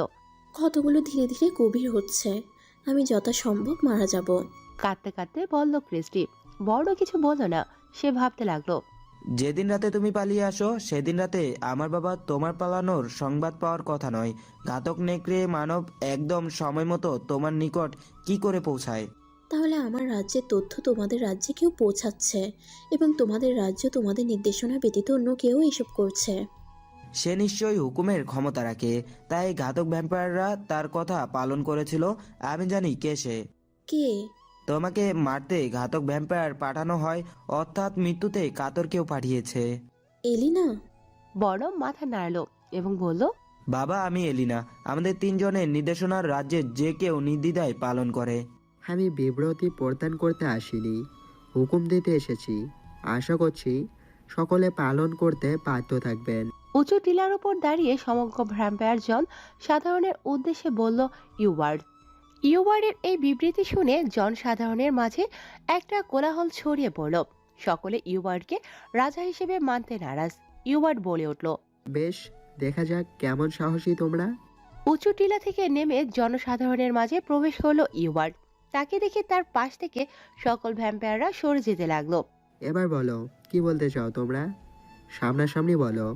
দুই বাহু দুদিকে প্রশস্ত করে বলল ইউবার্ড। আচমকা একটা ভ্যাম্পায়ার ক্ষিপ্র গতিতে এসে ইউবার্ডের ঘাড়ে কামড় বসিয়ে দিল। ইউবার্ড পাল্টা সেই ভ্যাম্পায়ারের ঘাড়ে একটা জোরালো কামড় দিল। ইউবার্ডের কামড়ে সেই ভ্যাম্পায়ার আটকে উঠল। ছেড়ে দিল সে ইউবার্ডকে। ইউবার্ড কিছুটা রক্ত পান করে ভ্যাম্পায়ারটাকে ছেড়ে দিল। অদ্ভুত মায়াবী। মেয়ে ভ্যাম্পায়ারের দিকে তাকিয়ে বলল ইউবার্ড। একটু থেমে গম্ভীর গলায় বলল, তবে ঘাতক তুমি। মেয়ে ভ্যাম্পায়ারটা ঘাড়ে হাত চেপে ধরে তীক্ষ্ণ ইউবার্ডের দিকে তাকিয়ে রইল। প্রহরী, এই মেয়েটাকে সঙ্গিয়াতি করো। ইউবার্ড একটা প্রহরীকে ডাক দিয়ে কথাগুলো বলল। মহারাজ, এই মেয়েটা খুব বাজে একটা মেয়ে। ভ্যাম্পায়ার রাজ্যে ইতিপূর্বে নানান ধরনের অনৈতিক কাজ করেছে। একবার তো প্রিন্সেস ক্রিস্টির কক্ষ থেকে মূল্যবান রত্ন চুরি করেছিল। ইউবার্ড মেয়েটার দিকে তাকিয়ে রইল। হাত নাড়িয়ে সে সাধারণ ভ্যাম্পায়ারদের ঝুঁকে কুর্নিশ করতে বলল। সাধারণ ভ্যাম্পায়াররা তাই করল। ইউবার্ড মেয়েটার কাছে গিয়ে বলল, তোমাকে ছেড়ে দিলে হিতে বিপরীত আমার ক্ষতি হওয়ার সম্ভাবনা রয়েছে। আবার তোমাকে মেরে ফেলাটাও ঠিক হবে না। অমায়িক তবে হিংস্র এমন কাউকে খুঁজে পাওয়া দুষ্কর। একটা প্রস্তাব রয়েছে তোমার। ইউবার্ডকে বাধা দিয়ে মেয়েটা বলে উঠল, আমি রানী হতে রাজি। ইউবার্ড অবাক হলো, হাসল সে। এবার বুঝেছি আমার উপর আক্রমণের হেতু। একটা সুসজ্জিত পরিপাটি কক্ষে মেয়েটাকে নিয়ে হাজির হলো ইউবার্ড। কক্ষের ভিতর প্রবেশ করে মেয়েটা কক্ষের বিভিন্ন আসবাবপত্রে হাত বোলাতে লাগলো। তুমি যে চোর ছিলে তা তোমার দৃষ্টি বলে দিচ্ছে। মেয়েটা ইউবার্ডের কথার প্রত্যুত্তর দিল না। এই বুঝোয়া বিলাসিতা এমনি এমনি তোমাকে আমি দেব না। কাজ করতে হবে। ঠিক আছে, ক্রিস্টিকে মেরে ফেলবো আমি। মারতে হবে না, জীবিত আমার সামনে উপস্থাপন করতে হবে। মেয়েটা ভ্যাম্পায়ার ইউবার্ডের দিকে তাকিয়ে বলল। আফসোস। ইউবার্ড ভ্রু কুঁচকালো। মেয়েটা আবারও বলে উঠল, ক্রিস্টির জন্য। কিরে ভাই, উদাস হয়ে আছিস কেন? তানভীর মুখ তুলে বোনের দিকে তাকালো। কি হলো ভাই, কিছু বলবি? মরমরা হয়ে তানভীর বলল, তোর মনে আছে সেদিন একটা মেয়ে আমার ভারী পছন্দ হয়েছিল? হ্যাঁ, তো মেয়েটা বুঝি বিবাহিত? তানভীর মাথা নাড়ালো এবং বলল, বিবাহিত কিনা জানি না, তবে একটা সুদর্শন ছেলের সাথে হাত ধরে গা ঘেঁষে দাঁড়িয়ে থাকতে দেখেছি। আর জানিস ছেলেটা কে? কে? গতরাত হাসপাতাল থেকে পালিয়ে যাওয়া বর্ণ। কি? তাদের উপর আমার সন্দেহ হচ্ছে। কেন যেন মনে হচ্ছে ওরা স্বাভাবিক নয়। জানিস, আমাকে দেখে বর্ণ সেই মেয়েটাকে নিয়ে দৌড়ে পালায়। দৌড়ে জানিস চার্চের দিকে যাচ্ছিল, যে চার্চে আমি বর্ণকে পেয়েছিলাম। এর অর্থ এই দাঁড়ালো তারা চার্চে বসবাস করে। তবে ওরা স্বাভাবিক ছিল না। আমি ওদের পেছন নিয়ে দৌড়ে হাঁপিয়ে যাই, কিন্তু তারা ক্লান্ত হয়নি, দৌড়াতেই থাকে। বর্ণের বিষয়টা বুঝলাম, ছেলে মানুষে বেশি দৌড়ানোর ক্ষমতা রাখে। তবে মেয়েটা? তুই মেয়েটার পেছন ছেড়ে চাকরি পাওয়ায় মনোনিবেশ কর। আচ্ছা, ভ্যাম্পায়ার বলতে সত্যিই কিছু আছে। আরোহী এবার খুব বিরক্ত হলো। সে মুখ কালো করে দ্রুত সেখান থেকে প্রস্থান করলো। চোখ ডলতে ডলতে উঠে বসলো ক্রিস্টি। বিড়বিড় করে সে বলে উঠল, কখন যে আমার চোখ লেগে গেল টেরই পেলাম না। আশেপাশে তাকিয়ে বর্ণকে না দেখে ক্রিস্টি কিছুটা ভয় পেল। বর্ণ, বর্ণ। বর্ণকে কয়েকবার ডাকলো সে, কিন্তু কোনো সারা শব্দ সে পেল না। কোনো মতে সে উঠে দাঁড়ালো। রুমের বাইরে সে বের হতে চাচ্ছিল, ঠিক তখনই একটা নেকড়ে মানব তার ঘরে প্রবেশ করে। প্রথমে ক্রিস্টি ভয় পায়, কিন্তু পরক্ষণে ক্রিস্টি নেকড়ে মানবটা যে বর্ণ চিনতে পারে। এভাবে আসে কেউ? ভয় পেয়েছিলাম আমি।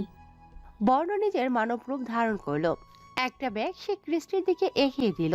ক্রিস্টি ব্যাগটা হাতে নিয়ে ব্যাগের ভিতর উকি দিয়ে বলে উঠল, 2 লিটারের 4 বোতল রক্ত। এত রক্ত কোথায় পেলে তুমি? মুখে লেগে থাকা রক্ত মুছে বর্ণ ক্রিস্টির দিকে তাকিয়ে বলল, বন থেকে এনেছি। তুমি তো ক্লান্ত ছিলে, ঘুমিয়ে পড়েছিলে। এই সুযোগে আমি শিকারে বেরিয়ে পড়ি। আমারও তো তাজা মাংসের একটা চাহিদা আছে, আর তোমার রক্তের মাংস আমি খেলাম, আর রক্ত তোমার জন্য সংগ্রহ করে নিলাম। ক্রিস্টি কিছু বলল না। এক বোতল রক্ত সে ঢকঢক করে পান করে নেয়। রক্ত পান শেষে তার দেহ যেন পুনরায় সতেজ হয়ে উঠছে। আচমকা যেন তার সৌন্দর্য কয়েক শত গুণ বেড়ে গেছে। বর্ণ স্থির দৃষ্টিতে তাকিয়ে রইল ক্রিস্টির দিকে। রক্তপান শেষে ক্রিস্টি বসে পড়ল। একটা দীর্ঘ নিঃশ্বাস ফেলে সে বলে উঠল, এখন মনে হচ্ছে নতুন জীবন পেয়েছি। বর্ণ কিছু বলতে নাই, কিন্তু তার গলার শব্দ কিছুটা নেকড়ের হিংস্র গর্জন থেমে যায়। ক্রিস্টি চোখ বড় বড় করে বর্ণের দিকে তাকিয়ে রইল।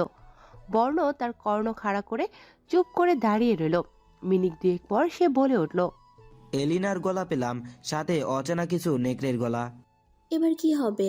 তুমি ভয় পেও না, আমি আছি। বর্ণ ক্রিস্টিকে অন্য আরেকটা কক্ষে আনলো। তুমি এখানে বসো, আমি এলিনাকে বুঝিয়ে আসছি। পুরো চার্চে তোমরা তল্লাশি চালাও, ক্রিস্টি এখানেই আসার কথা। এলিনার নির্দেশে মোতাবেক ঘাতক নেকড়ে মানবেরা চারদিকে ছড়িয়ে পড়ল। এলিনা! চেনা একটা গলা শুনে এলিনা কেঁপে উঠল। এদিক সেদিক তাকিয়ে সেই কণ্ঠের মালিককে খুঁজতে লাগলো। আচমকা একটা চেনা নেকড়ে মানব তার সামনে এসে দাঁড়ালো। বর্ণ, আমি বেঁচে আছি, আর ক্রিস্টির কোনো দোষ নেই, ওর কোনো ক্ষতি করবে না তুমি। কিন্তু এখনই সকল ঘাতক নেকড়ে মানবকে ফিরে আসতে বলো। আচমকা তীক্ষ্ণ গলায় ক্রিস্টি চিৎকার দিয়ে উঠল। বর্ণ দ্রুত ক্রিস্টির কক্ষের দিকে যেতে নেয়, কিন্তু চার্চের দেয়াল ভেঙে একটা বিশাল ভ্যাম্পায়ার বেরিয়ে এলো, যার এক হাতে অচেতন অবস্থায় ঝুলে আছে ক্রিস্টি। একটা বিশাল আকার ভ্যাম্পায়ার ক্রিস্টিকে নিয়ে উড়াল দিল। বর্ণ ক্রিস্টিকে বাঁচাতে এগিয়ে যেতে চাচ্ছিল, কিন্তু এলিনা তার শরীরের সমস্ত শক্তি দিয়ে বর্ণের হাত চেপে ধরল। এলিনা! কান ফাটানো এক ধমক দিল বর্ণ। তৎক্ষণাৎ এলিনা বর্ণের হাত ছেড়ে দিল। ধমক শুনে এলিনা খুব অবাক হলো। জীবনে প্রথম বর্ণ তাকে ধমক দিয়েছে। বর্ণ নিজে নেকড়ে মানব রূপ ধারণ করে সেই বিশালাকার ভ্যাম্পায়ারের পিছন নিতে লাগলো। কিছু দূর যেতেই বর্ণ সড়কের ধারে একটা মানব আবছায়া দেখতে পেল। বিড়বিড় করে বর্ণ বলে উঠল, তানবীর! তানবীর দৃশ্যটা দেখার জন্য মোটেও প্রস্তুত ছিল না। একটা ভ্যাম্পায়ার এবং নেকড়ে মানব বাস্তবে দেখার বিভৎস অভিজ্ঞতা আজ হলো তার। তানভীর মূলত সন্দেহ এবং কৌতূহলের বশে চার্চের দিকে আসে। ভ্যাম্পায়ার নিয়ে তার মনে কিছু অজানা সন্দেহ ডালাপালা মেলেছিল। সেই সুবাদে চার্চের দিকে আসে সে। চার্চে এসে একটা উড়ন্ত ভ্যাম্পায়ার এবং একটা নেকড়ে মানব দেখে সে ভয়ে থরথর করে কাঁপছে। অসম্ভব! ভয়ার্ত গলায় বলে ওঠে তানবীর। বর্ণ সেসব তোয়াক্কা না করে বিশাল ভ্যাম্পায়ারের পিছন নিতে লাগলো। অপরদিকে এলিনা তানবীরকে দেখে ঘাতক নেকড়েদের নির্দেশ দিল তানবীরকে জ্যান্ত খেয়ে ফেলতে। ঘাতক নেকড়ে মানবেরা আদেশ মোতাবেক দৌড়ে তানবীরের দিকে যেতে লাগলো। তানবীর প্রথমে ঘোরের মধ্যে ছিল, নিজেকে সামলে নিতে সে কিছুক্ষণ সময় নেয়। এরপর ঘাতক নেকড়ে মানবদের দেখে সে ভীষণ ভয় পায়, উল্টো দিকে দৌড়াতে থাকে সে এবং বরাবর পিছন ফিরে দেখতে থাকে। নেকড়ে মানবগুলো হাঁ করে তার পিছু নিচ্ছে। তাদের মুখ থেকে সাদা ঘন ফেনা জাতীয় তরল গড়িয়ে পড়ছে। তানবীর প্রাণ ভয়ে সাধারণ মানুষের তুলনায় কয়েকগুণ জোরে দৌড়াতে লাগলো। সড়ক পার করে সে চিকন একটা গলিতে প্রবেশ করলো। নেকড়ে মানবগুলো গলির সামনে এসে থেমে গেল। একটা নেকড়ে মানব বলে উঠল, শহর, অর্থ মানবের সমাগম। মানবের ভিড়ে গেলে আমাদের ধরা পড়ে যাওয়ার সম্ভাবনা রয়েছে। অপর নেকড়ে মানব সম্মতি জানালো। উভয় চার্চের দিকে ফেরত যেতে উদ্যত হলো। এলিনা নিজের হাতের দিকে তাকিয়ে আছে, একা মনে হচ্ছে কিছু ভাবছে সে। গম্ভীর গলায় আচমকা সে বলে উঠল, ভাই। ঘাতক নেকড়ে মানব দুজন এলিনার সামনে এসে হাজির হলো। মাথা নিচু করে রইল তারা। এলিনা বুঝতে পারলো শিকার হাতছাড়া হয়েছে। রাজ্যে ফেরার প্রস্তুতি নাও। কথা শেষ করেই এলিনা নেকড়ে মানব রূপ নেয় এবং ক্ষিপ্ত গতিতে দৌড়ে যেতে লাগলো। পাহাড় টপকে বনের দিকে যেতে লাগলো। এদিকে ঘাতক নেকড়ে মানবেরা চার্চ ঘুরে দেখে নেয় সবকিছু ঠিকঠাক আছে। নিশ্চিত হতেই তারাও নেকড়ে রাজ্যের উদ্দেশ্যে চার্চ থেকে প্রস্থান করলো। ভ্যাম্পায়ার রাজ্যে প্রবেশ পথে বর্ণ তার নেকড়ে মানব রূপ ধারণ করে বসে আছে। এক দৃষ্টিতে সে তাকিয়ে আছে রাজ্যের ঠিক মাঝ বরাবর থাকা বিশালাকার রাজমহলের দিকে। সবেমাত্র সেখানে একটা বিশালাকার ভ্যাম্পায়ার প্রবেশ করেছে, যার সাথে ছিল অজ্ঞান অবস্থায় থাকা ক্রিস্টি। বর্ণের সামনে ইতিমধ্যে অসংখ্য ভ্যাম্পায়ার এসে হাজির হয়েছে। তারা সকলে বর্ণের প্রতিটা পদক্ষেপ ধীরে ধীরে পর্যবেক্ষণ করছে। রাজমহলের সবচেয়ে উঁচু বারান্দা দাঁড়িয়ে ইউয়ার্ড বর্ণের দিকে তাকিয়ে রইল। মহারাজ, সেই মেয়ে ভ্যাম্পায়ারটা ক্রিস্টিকে নিয়ে এসেছে। তোমার নাম কি? জি, বকুল। ইউয়ার্ড মুখ ঘুরে সেনা প্রধানের দিকে তাকালো। বলিষ্ঠ দেহ, তবে কোমল নাম। ইন্টারেস্টিং। ক্রিস্টির জ্ঞান ফিরলে আমাকে জানাবে। বকুল কর্নিশ করে কক্ষ হতে প্রস্থান করলো। ইউয়ার্ড আবার দৃষ্টি বর্ণের দিকে স্থির করলো। খুব শীঘ্রই আমাদের দেখা হচ্ছে। তাহলে এই যুদ্ধের যোদ্ধাদের একটা নাম দেওয়া উচিত বলে আমি মনে করি, দ্য হান্টার্স অফ নাইট। হেসে বলল ইওয়ার্ড। এরপর সে কক্ষের ভেতরে চলে গেল। বর্ণ এখনো ভ্যাম্পায়ার রাজ্যে প্রবেশ পথে দাঁড়িয়ে আছে। এদিকে কিছু ভ্যাম্পায়ার তাকে আক্রমণ করার সিদ্ধান্ত নেয়। একটা ভ্যাম্পায়ার উড়াল দিয়ে বর্ণের পিঠের উপর অবতরণ করল। বর্ণের ঘাড়ে সে কামড় বসাতে চায়। হঠাৎই বর্ণ ঘুরে উল্টো হয়ে সেই ভ্যাম্পায়ারের ঘাড়ে কামড় দিয়ে বসল। এরপর দাঁত দিয়ে কামড়ে ঘাড়ের বেশ খানিকটা মাংস সে খেয়ে নেয়। সাথে সাথে সকল ভ্যাম্পায়ার সতর্ক হয়ে নেয়। একে অপরকে ইশারার মাধ্যমে একসাথে আক্রমণ করার পরিকল্পনা করে। ভ্যাম্পায়ারগুলো আক্রমণ করে যাবে, ঠিক তখনই একটা নেকড়ে হিংস্র গর্জন দূর থেকে ভেসে এলো। এলিনা এসে বর্ণের পাশে দাঁড়ালো। পরিস্থিতি ভালো নয়, এখান থেকে চলে যাওয়াতেই মঙ্গল। বর্ণ ফিরে এলিনার দিকে একবারও তাকালো না। সে উল্টো দিকে দৌড়ে চলে গেল। পিছন পিছন এলিনা। নেকড়ে রাজ্যের রাজমহলের দিকে একটা বিশালাকার নেকড়ে মানব তেড়ে আসে। দূর থেকে প্রহরীরা দৃশ্যটা দেখে সতর্ক হলো। যুদ্ধের জন্য তারা প্রস্তুত হতে লাগলো। রাজমহলের সামনে এসে বর্ণ নিজের মানব রূপ ধারণ করল। প্রহরীরা তৎক্ষণাৎ বর্ণকে চিনে ফেলে এবং নিজ নিজ অবস্থানে হাঁটু গেড়ে বসে বর্ণকে সম্মান প্রদর্শন করতে লাগলো। বর্ণ রাজমহলে পৌঁছানোর খানিক বাদে এলিনা এসে পৌঁছালো। বর্ণ জীবিত এবং রাজমহলে অবস্থান করছে। খবরটা বাতাসের বেগে পুরো রাজ্যে ছড়িয়ে পড়ল। একই সাথে বর্ণের পিতা রবার্টের কানেও খবরটা গেল। তিনি দ্রুত প্রহরীদের জিজ্ঞেস করে বর্ণের বর্তমান অবস্থা সম্পর্কে অবগত হলো। বর্ণ তার নিজ কক্ষে রয়েছে। বর্ণের কক্ষে প্রবেশ করল রবার্ট। বর্ণ, কান্না ভেজা গলায় বলল রবার্ট। তিনি বর্ণকে জড়িয়ে ধরতে চাইলেন। বর্ণ বাধা প্রদান করল। আমাকে ছুবেন না মহারাজ। বাবা তুই রেগে আছিস কেন? হাত দিয়ে দরজার দিকে ইশারা করলো বর্ণ। আমার কক্ষ থেকে বের হলে কৃতজ্ঞ হব মহারাজ। বর্ণের কথা শেষ হতেই রুমে প্রবেশ করলো এলিনা। বর্ণ এলিনার দিকে এগিয়ে গেল। তুই সেই বিশালাকার ঘাতক ভ্যাম্পায়ারকে চিনতি তাই না? তুই তার সাথে এসেছিলি তাই না? ভাই তুই শান্ত হ।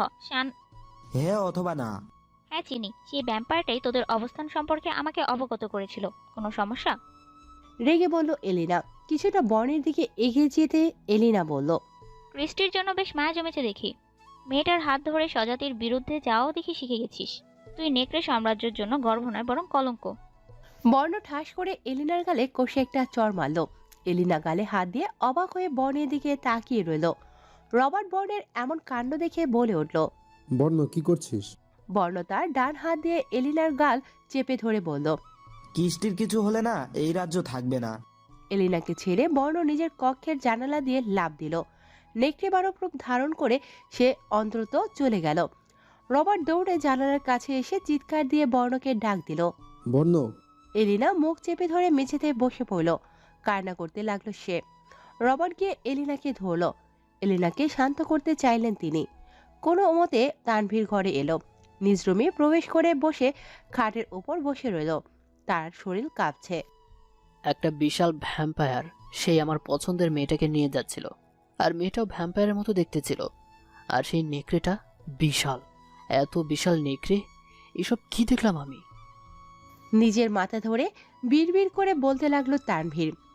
উঠে গিয়ে এক গ্লাস পানি ঢকঢক করে পান করে নেয়। আচমকা সে নিচতলা হতে একটা ভারী প্রাণী পদধ্বনি শব্দ পেল। রাত তখন 2টা। তানভীর সিঁড়ি বেয়ে নিচতলায় নামলো। ঘরের ভিতর কিছু একটা প্রবেশ করেছে। তানভীর ভয়ার্ত গলায় বলল, কে ওখানে? আচমকা একটা চতুষ্পদী প্রাণী তার শার্টের কামড় দিয়ে এক লাফের ওপর তলায় উঠে যায়। তানভীর চিৎকার দিতে নেয়, কিন্তু একটা মানবদেহী হাত এসে তার মুখ চেপে ধরে। তানভীর দেখল একটা নেকড়ে ধীরে ধীরে মানবরূপ লাভ করছে। বর্ণ তানভীরের গলা চেপে ধরল এবং বলল, আমার পথে যদি কখনো তোকে দেখি তাহলে জ্যান্ত চিবিয়ে খেয়ে ফেলবো, আর গোরো রাখবো না, বলে দিলাম তানভীর। বর্ণ তানভীরের গলা ছেড়ে দিল। তানভীর গলা ছাড়া পেয়ে জোরে জোরে শ্বাস নিতে লাগলো। আমার তো তোমার সাথে থাকা মেয়েটার উপর সন্দেহ হয়, তাই চার্চে চাই। আমাদের থেকে দূরে থাক, আর কোনোদিন দেখলে আমি ছাড়বো না তোকে। কথাটা বলে বর্ণ সেখান থেকে চলে গেল। তানভীর চুপচাপ বর্ণের যাওয়ার দিকে চেয়ে রইল। ক্রিস্টির জ্ঞান সবে মাত্র ফিরেছে। আচমকা আফসায়া তার কক্ষে এসে তার ঘাড়ে কামড় দেয় এবং তাকে নিয়ে উড়াল দেয়। এইটুকু তার স্মরণে আছে। নিজের অবস্থান বুঝতে সে এদিক সেদিক তাকাতে লাগলো। বুঝতে পারলো সে ভ্যাম্পায়ার রাজমহলে। ক্রিস্টির জ্ঞান ফিরতে দেখে দুজন মেয়ে দাসী কক্ষ থেকে বেরিয়ে গেল। তারা সেনা প্রধানের নিকট সংবাদটি পৌঁছালো। কিছুক্ষণ পর সেনাপ্রধান এসে ক্রিস্টির কক্ষে প্রবেশ করল। কক্ষ ভেতর থেকে সে বন্ধ করে দিল। ক্রিস্টি কিছুটা ভয় পেল। গুটুসুটি মেরে সে বসে রইল। সেনাপ্রধান ক্রিস্টির সামনে এসে বসলো। ক্রিস্টি ভয় দূর করতে সে বলল, তোমার কোনো ক্ষতি আমি করব না। ইউবার্ট এখন জানে না তোমার জ্ঞান ফিরেছে, পালিয়ে যাও তুমি। ক্রিস্টি কিছুক্ষণ চুপ করে সেনাপ্রধানের দিকে তাকিয়ে রইল। তুমি রাজ্যের সকল গুপ্ত পথ সম্পর্কে অবগত। এই কক্ষের নিচে একটি পথ রয়েছে যা সোজা রাজমহলের বাইরে যায়। কথাটা বলে সেনাপ্রধান রোমের এক কোণে থাকা দেয়ালে কিছু একটা করল। একটা সুড়ঙ্গ পথ খুলে গেল। যাও, পালিয়ে যাও। আপনি আমাকে কেন সাহায্য করছেন? কত বছর যাবত এই রাজ্যের দেখাশোনা করে যাচ্ছি। মহারাজার নির্দেশ পালন করা আমার ধর্ম। এবার মহারাজ যেই হোক, তবে তোমাকে ছোট থেকে আমি দেখছি। ইউবার্টের হাতে অন্তত তোমাকে তুলে দিতে পারি না। পালিয়ে যাও এখনই। মায়া ভরা গলায় বলল সেনাপ্রধান বকুল।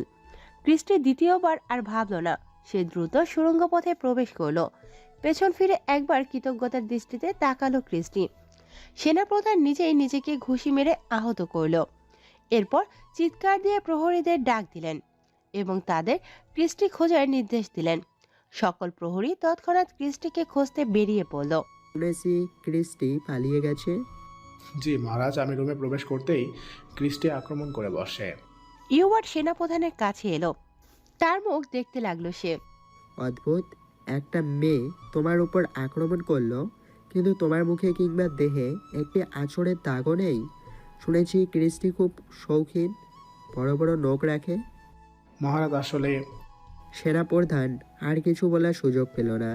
এলবার্ট তাকে বাধা দিয়ে বলে উঠল, কি শাস্তি দেওয়া যায় তোমাকে? সেনাপ্রধান বকুলের গালে খুব আস্তে করে দুটো চড় দিল ইউবার্ট। শব্দহীন চড়। তোমাকে কি শাস্তি দেব ভাবছি আমি। একটা শর্ত দিচ্ছি, ক্রিস্টি কোথায় গিয়েছে বলে দাও। বিনিময়ে তোমাকে জীবিত রাখবো, সাথে তোমার ভরণ পোষণের দায়িত্ব নেব। এতক্ষণে ক্রিস্টি ভ্যাম্পায়ার রাজ্য ত্যাগ করে নিরাপদ স্থানে চলে গেছে। তাকে আর চাইলেও ধরতে পারবেন না। যা, তোমার কপাল তো খুব খারাপ দেখছি। হেসে বলল ইউবার্ট। চোখের পলকে সেনাপ্রধান বকুল ইউবার্টের গালে কষে একটা ঘুষি দিল। এরপর ইউবার্টের বুকে জোরালো এক লাথি। লাথি দিয়ে সে ডান ঝাপটিয়ে উড়াল দিয়ে সে ভ্যাম্পায়ার রাজ্য থেকে দূরে যেতে লাগলো। ইউবার্ট একটা অকথ্য গালি হাঁকিয়ে ডানা বের করে উড়াল দিল। তবে সে সেনাপ্রধানের পিছন নেয়নি, বরং সে রাজমহলের উঁচু মিনারের পর করে আরও উপরে যেতে লাগলো। পেছন ফিরে বকুল ইউবার্টের এমন কাণ্ড দেখে বেশ অবাক হলো। ইউবার্ট তার পিছন না নিয়ে উপরের দিকে যেতে কেন যাচ্ছে প্রশ্ন জাগলো বকুলের মনে। সে তার গতি কমিয়ে দিয়ে ধীরে ধীরে উড়ে যেতে লাগলো। ইউবার্ট থেকে সে বর্তমান অনেক দূরে আছে, তাকে আর ইউবার্ট ধরতে পারবে না। এই ভেবে ধীরে ধীরে উড়ছে বকুল। উড়ছে আর কিছুক্ষণ পর পর পিছন ফিরে তাকাচ্ছে। ইউবার্ট উড়ে অনেক উঁচুতে আসলো। এরপর সে তার ডানা ঝাপটানো বন্ধ করে দিল। ফলস্বরূপ ক্ষিপ্ত গতিতে ইউবার্ট ভূমির দিকে পতিত হতে লাগলো। পেছন ফিরে ইউবার্টের এমন কাণ্ড দেখে সেনাপ্রধান মনে মনে বলে উঠল, ইউবার্টকে পাগল হলো নিজেকে সে। স্তব্ধ হলো সেনাপ্রধান।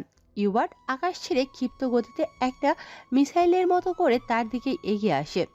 ডানা ঝাপটানোর গতিতে সে বাড়াতে চাইল, তবে চোখের পলকে ইউবার্ট তার পিঠের উপর নিচের দুপা দিয়ে চাপ দিল। ফলে সেনাপ্রধান নিচের দিকে পতিত হতে লাগলো।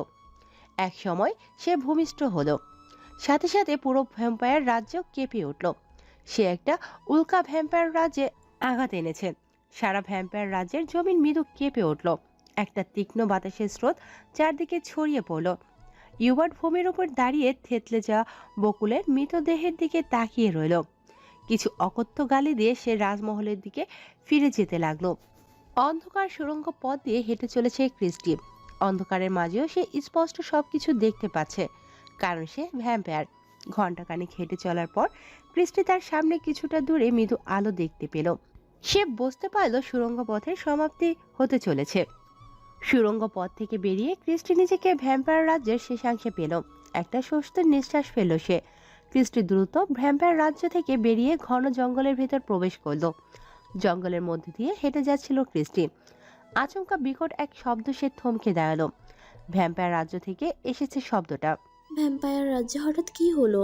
নিজেকে নিজে প্রশ্ন করলো ক্রিস্টি। তার মনে কৌতূহল জাগলো, তবে ভ্যাম্পায়ার রাজ্যে গিয়ে সেই কৌতূহল মেটানোর নিছক বোকামি বই আর কিছুই নয়। ক্লান্ত দেহ নিয়ে ঘন জঙ্গলের মধ্যে দিয়ে একা হেঁটে চলেছে ক্রিস্টি। বর্তমানে সে যে এলাকায় রয়েছে তা নেকড়েদের প্রিয় জায়গা বললেও ভুল হবে না। এখানে পদে পদে ওত পেতে থাকে হিংস্র নেকড়ে মানবেরা। খুব সতর্কতার সহিত হেঁটে চলেছে সে। ডানা ঝাঁপিয়ে উড়ে যাওয়ার মতো শক্তি তার শরীরে বিদ্যমান নেই। কয়েকটা নেকড়ে মানবের গর্জনে শব্দে থমকে দাঁড়ালো ক্রিস্টি। প্রায় 60টা নেকড়ে মানব ধীরে ধীরে তার দিকে এগিয়ে আসে। পালিয়ে যাওয়ার মতো শক্তি কিংবা সমর্থ দুটোই বর্তমানে তার দেহে নেই। দু চোখ বন্ধ করে দাঁড়িয়ে রইল সে। কয়েকটা গর্জনের শব্দে ভেসে এলো তার কানে। পর মুহূর্তে নিস্তব্ধতা। চোখ মেলে সামনের দিকে তাকিয়ে ক্রিস্টি যেন জীবন ফিরে পেল। তার সামনে দাঁড়িয়ে আছে বর্ণ এবং ঘাতক নেকড়ে মানবগুলো নিথর দেহ জমিনে পড়ে আছে। ক্রিস্টি দৌড়ে গিয়ে জাপটে জড়িয়ে ধরল বর্ণকে। বর্ণ বাধা দিল না। পরের দিন ভ্যাম্পায়ার রাজ্যে শোকের ছায়া নেমেছে। রাজমহলের সামনে জনসাধারণ মন খারাপ করে দাঁড়িয়ে আছে। ইউবার্ট জনসাধারণের উদ্দেশ্যে একটি বিবৃতি দিল। আপনাদের মহাবীর সেনাপ্রধান বকুল বেঁচে নেই।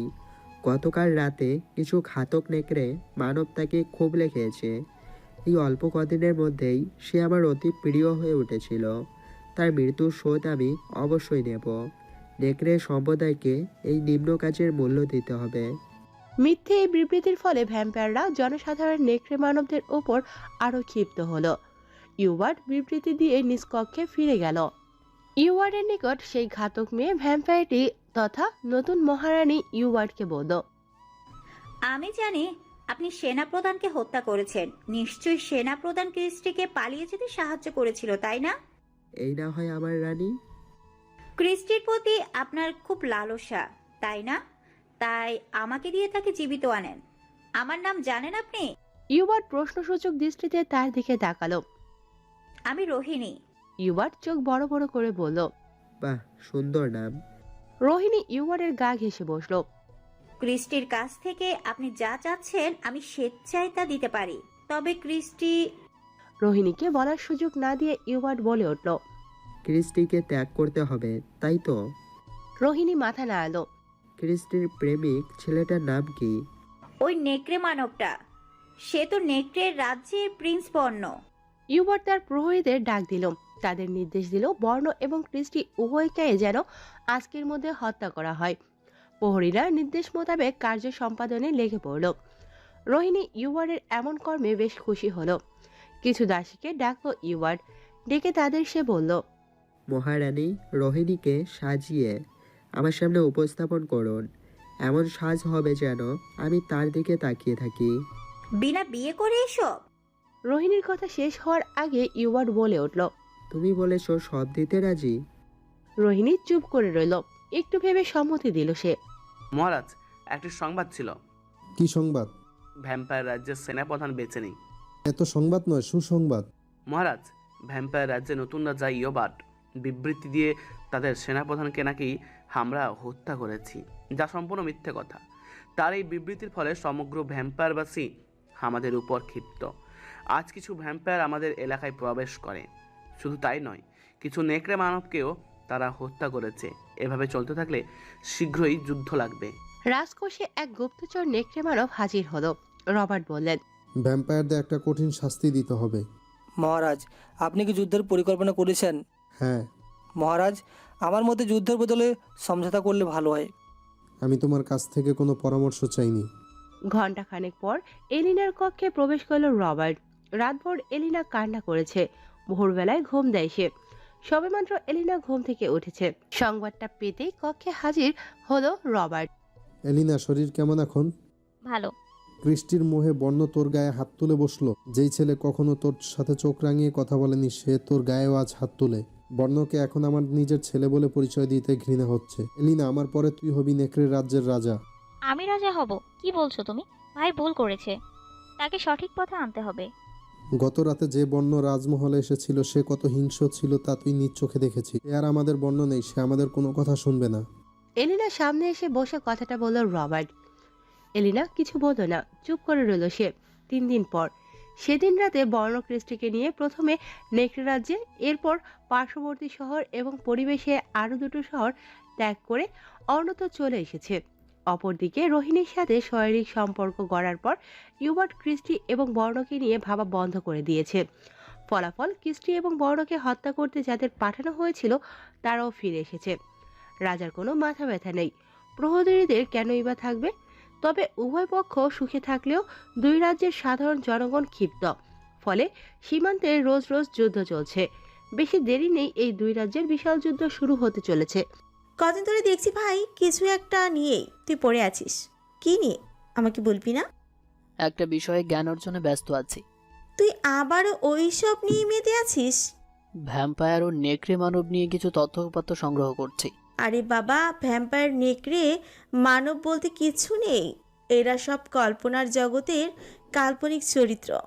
বেশ রেগে গেল তানভীর। সে রাগী গলায় বলে উঠল, আমি মোটেও মজা করছি না। নিজ চোখে আমি ভ্যাম্পায়ার এবং নেকড়ে মানব দেখেছি। তুই পাগল হয়ে গিয়েছিস ভাই, এইসব নিয়ে ভাবা বন্ধ কর। তানভীর আরোহীর গা ঘেঁষে দাঁড়ালো। দেখ। তানভীর তার গলা দেখালো। তার গলায় আঁচড়ের দাগ, সাথে আঙুলের ছাপ। আঙুলের ছাপগুলো সাধারণ মানুষের আঙুলের ছাপের তুলনায় বেশ বড়। আরোহী কিছুক্ষণ তানভীরের গলার দিকে চেয়ে রইল। গম্ভীর গলায় সে বলে উঠল, আঙুলের ছাপগুলো অনেক বড়।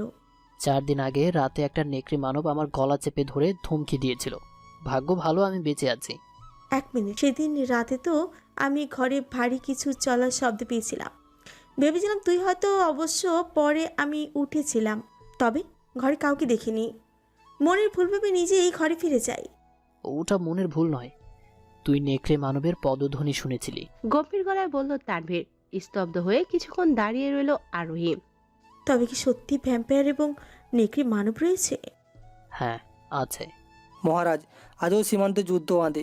এভাবে চলতে থাকলে তো এক সময় বিশাল যুদ্ধ লেগে যাবে। প্রতিদিন প্রাণনাশের ঘটনা ঘটেছে। আমরা কি করব? আমি চিন্তিত, বুঝতে পারছি না কি করব। দিন দিন পরিস্থিতি অবনতি হচ্ছে। আমার মনে হয় আমাদের যুদ্ধের জন্য প্রস্তুত হয়ে নেওয়াই ভালো। সৈন্যদের প্রস্তুত করো। কুর্নিশ করে সেনাপ্রধান বলে উঠল। জি মহারাজ। কথাটা বলে সেনাপ্রধান দ্রুত সৈনিকদের প্রস্তুত হওয়ার ঘোষণা দিল। সকল সৈন্য যুদ্ধের জন্য প্রস্তুত হতে লাগলো। নিজ নিজ রাজ্য প্রত্যাখ্যান করে আজ আমরা এই প্রত্যন্ত অঞ্চলে বসবাস করছি। আমাদের রাজ্যে আমাদের অগোচরে না জানি কি ঘটছে। হয়তো যুদ্ধ লেগে যাবে। রাজ্যের প্রতি আমার বিন্দুমাত্র মায়া নেই। যুদ্ধ রাজ্যের মধ্যকার বিবাদ আমি বহুবার সমাধান করতে চেয়েছি, কিন্তু ফলাফল শূন্য। তবু রাজ্যের প্রতি আমাদের একটা দায়িত্ব তো আছে। রাজ্যে পরবর্তী রক্ষক তো আমরাই। ভোর হয়ে এসেছে, সূর্য এখনো ওঠেনি, তবে চারদিকে মৃদু আলো ছড়িয়েছে, সাথে পাখির কিচিরমিচির শব্দ তো আছেই। জায়গাটা খুব সুন্দর, তাই না? ক্রিস্টিকে প্রশ্ন করলো বর্ণ। মাথা নেড়ে ক্রিস্টি সম্মতি দিল। আমাদের দুজনের ছোট একটা সংসার, তেমন রক্ত মাংসের প্রয়োজন হবে না। আশেপাশের পশু পাখি এবং সাধারণ মানুষের তেমন ক্ষতি হবে না, তাই না? ক্রিস্টি বর্ণের দিকে তাকালো। সে বলল, রাজকীয় সুশান্তি ত্যাগ করে বনবাসের প্রতি হঠাৎ এত আগ্রহ? আসলে ঘরে যদি শান্তি না থাকে তাহলে বিলাসিতাও অভিশাপের মতো হয়ে যায়। যুদ্ধের পরিস্থিতি নাও। নতুন সেনাপ্রধানকে প্রশ্ন করলো ইউবার্ড। জি মহারাজ, সকলে প্রস্তুত। এবার নেকড়ে রাজ্য দখল করার পালা। অপরদিকে, বাবা, যুদ্ধ করাটা ঠিক হবে না। এই যুদ্ধের পরিসমাপ্তি ঘটা উচিত। চলো দুই রাজ্য মিলে যাই, এত বছরের শত্রুতা শেষ করি। ভ্যাম্পায়ারদের একটা উচিত শিক্ষা দিতে হবে। তারা আমাদের সম্প্রদায়ের যতজনকে হত্যা করেছে তার 4 গুণ হত্যা তাদের সম্প্রদায়ের লোককে আমি করব। বাবা থামো, তুমি ভুল সিদ্ধান্ত নিচ্ছ। ভাই ঠিক বলতো, এই যুদ্ধের শেষ হওয়া দরকার। দেখো ক্রিস্টি আর বর্ণ কত সুন্দর করে আছে। আমরা দু রাজ্য কেন তাদের মতো মিলেমিশে থাকতে পারবো না? তুই তোর ভাইয়ের পক্ষ নিচ্ছিস, সে আমাদের জাতির জন্য কলঙ্ক। এই যুদ্ধের কারণ কি? অতীত, তাই না? অতীতে ভ্যাম্পায়ার রাজ্যের সাথে আমাদের শত্রুতা ছিল। সেই শত্রুতা প্রজন্মের পর প্রজন্ম কেন টিকিয়ে রাখা হচ্ছে? যুদ্ধ তো আমরা মরছি না, মরছে আমাদের লোকেরা। হঠাৎ তুই তোর ভাইয়ের মতো কেন কথা বলছিস? তার সাথে হাত মিলিয়েছিস নাকি? এলিনার কিছু বলল না। সে রাবারের কক্ষ থেকে বেরিয়ে নিজ কক্ষে ফিরে এলো। একটা পত্র লিখতে লাগলো সে। কিছুক্ষণ পর সে পত্র লিখে একটা অজ্ঞাত পাখির কাছে দিল এবং পাখির কানে কানে সে বলল, চিঠিটা ভ্যাম্পায়ার রাজ্যের নতুন রানীর নিকট স্থানান্তর করো। পাখিটা উড়াল দিলে ভ্যাম্পায়ার রাজ্যের দিকে যেতে লাগলো। জানালার সামনে বসেছিল রোহিণী। একটা পত্রবাহক পাখি এই দিকেই আসতে দেখে সে বেশ অবাক হলো। পাখিটার সাথে থাকা পত্র সে নিজ হাতে নিয়ে নেয় এবং পত্র পাঠ করতে শুরু করলো। পত্রের শুরু সম্মানী বাক্য লেখার সময় হাতে নেই। শুনেছি তুমি ভ্যাম্পায়ার রাজ্যের নতুন রানী, বেশ ভালো। একটা অনুরোধ ছিল, এই যুদ্ধটা কি থামানো যায় না? ক্রিস্টি এবং বর্ণ চেয়েছিল এই যুদ্ধ থামাতে। তারা দুজনই আপ্রাণ চেষ্টা করেছে, কিন্তু ব্যর্থ হয়ে আজ তারা এসব থেকে অনেক দূরে চলে গেছে। বর্ণের একটা কথা আমার কাছে খুব যৌক্তিক বলে মনে হয়, কোনো যুদ্ধই সুফল বয়ে আনে না। প্রজারা মারা যাবে, আমরা ঠিকই বেঁচে থাকবো। এই যুদ্ধের পেছনের কারণগুলো হলো মিথ্যা বিবৃতি। আমার বাবা ভাইয়ের মৃত্যুর রহস্য উন্মোচন না করে সম্পূর্ণ দায়ভার ভ্যাম্পায়ার রাজ্যের ওপর চাপিয়ে দেয়। ফলাফল ভ্যাম্পায়ার রাজ্যের প্রতি মানুষ ক্ষিপ্ত হয়ে ওঠে। কদিন আগে ভাই ফিরে এসেছিল রাজ্যে, তবে বেশিক্ষণ অবস্থান করেনি। রাজ্যের সকলের কানে ভাই বেঁচে আছে খবর যায়, কিন্তু পরবর্তীতে বাবা সেটা গুজব বলেন। ফলাফল আবারও ভ্যাম্পায়ার রাজ্যের প্রতি নেকড়ে মানবেরা ক্ষিপ্ত হয়। এই বিষয়ে তোমাদের রাজ্য পরিলক্ষিত। সেনাপ্রধানের মৃত্যুর মিথ্যা বিবৃতি। তোমাদের রাজ্যের সকল তথ্যই আমি আমার গুপ্তচর দ্বারা পেয়ে থাকি। আমাদের উভয় রাজ্যের মিথ্যা বিবৃতিগুলোর কারণে রাজ্যের লোকেরা ক্ষিপ্ত হয় এবং একে অন্যের রাজ্যের লোকেদের হত্যা করতে উদ্যত হয়। এই যুদ্ধ থামানো উচিত। জনসাধারণ ক্ষিপ্ত, হিংস্র। যুদ্ধ একবার হলে মৃত্যুর মিছিল হবে, কেউ বেঁচে থাকবে না। পত্রে আর কিছু লেখা নেই। স্বপ্ন পড়ে রোহিণী কিছুক্ষণ ভাবলো। পত্রের পেছনে রোহিণী কিছু লিখলো, লিখে পাখিটার কাছে দিয়ে দিল। পাখিটা সেই পত্র নিয়ে আবার এলিনার কাছে চলে এলো। এলিনা দ্রুত পত্র দেখতে লাগলো। পত্রের অপর পিঠে সে দেখলো রোহিণী লিখেছে, আমার হাতে করার কিছুই নাই। ইউবার্ডের সকল কথা মানতে আমি বাধ্য।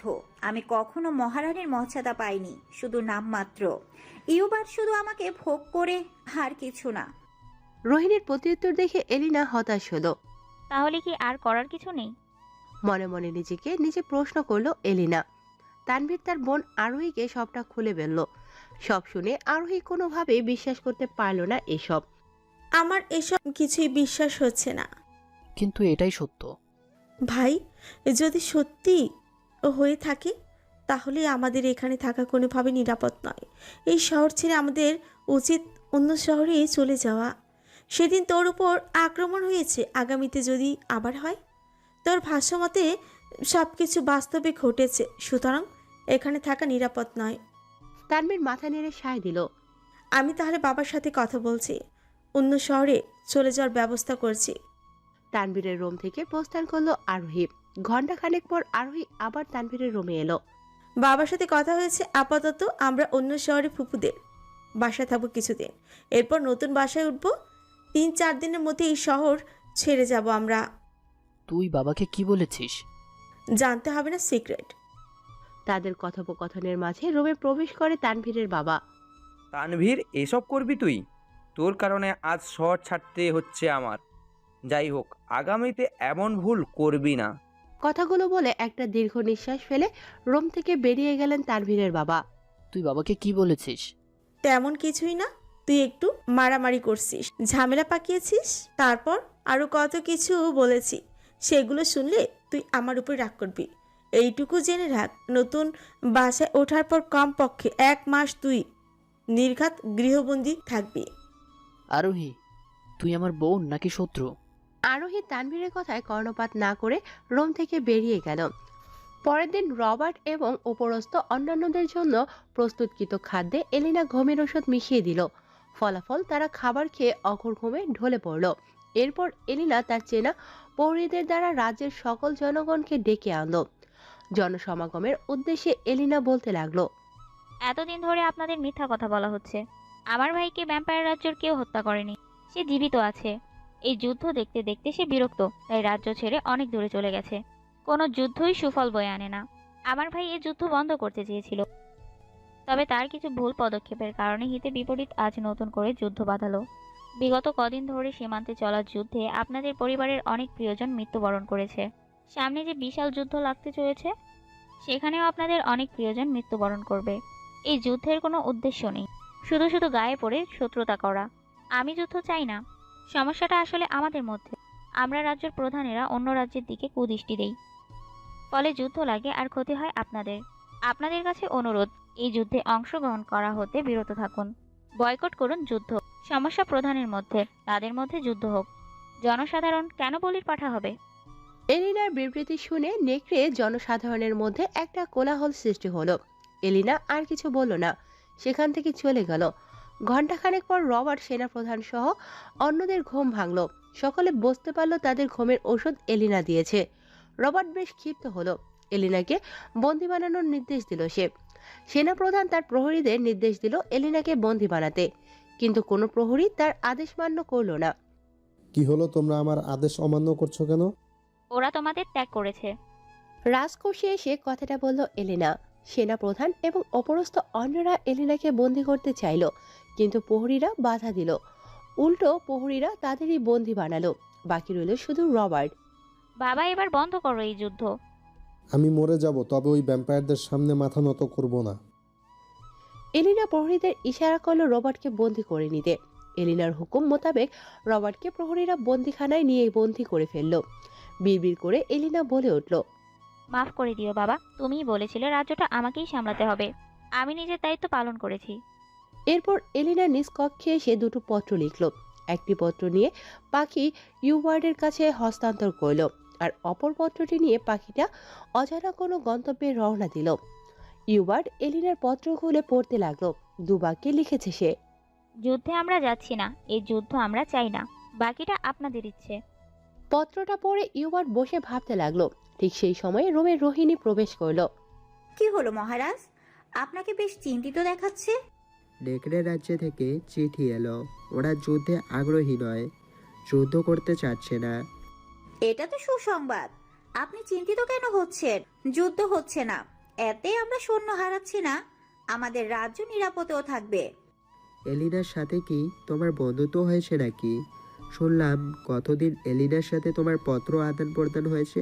রোহিণীর মুখ চুপসে গেল। ভয়ার্থক গলায় সে বলল, আসলে আমিও চাই না যুদ্ধ হোক। আমিও যুদ্ধ চাই না, আমি শুধু এই রাজ্যের ক্ষমতা চেয়েছিলাম, আর কিছু নয়। নেকড়ে মানবেরা স্বেচ্ছায় মার খেতে আসছিল বলে যুদ্ধের আয়োজন। এরপর ইউবার্ড সেনাপ্রধানের নিকট গিয়ে তাকে যুদ্ধ স্থগিত করার নির্দেশ দিল।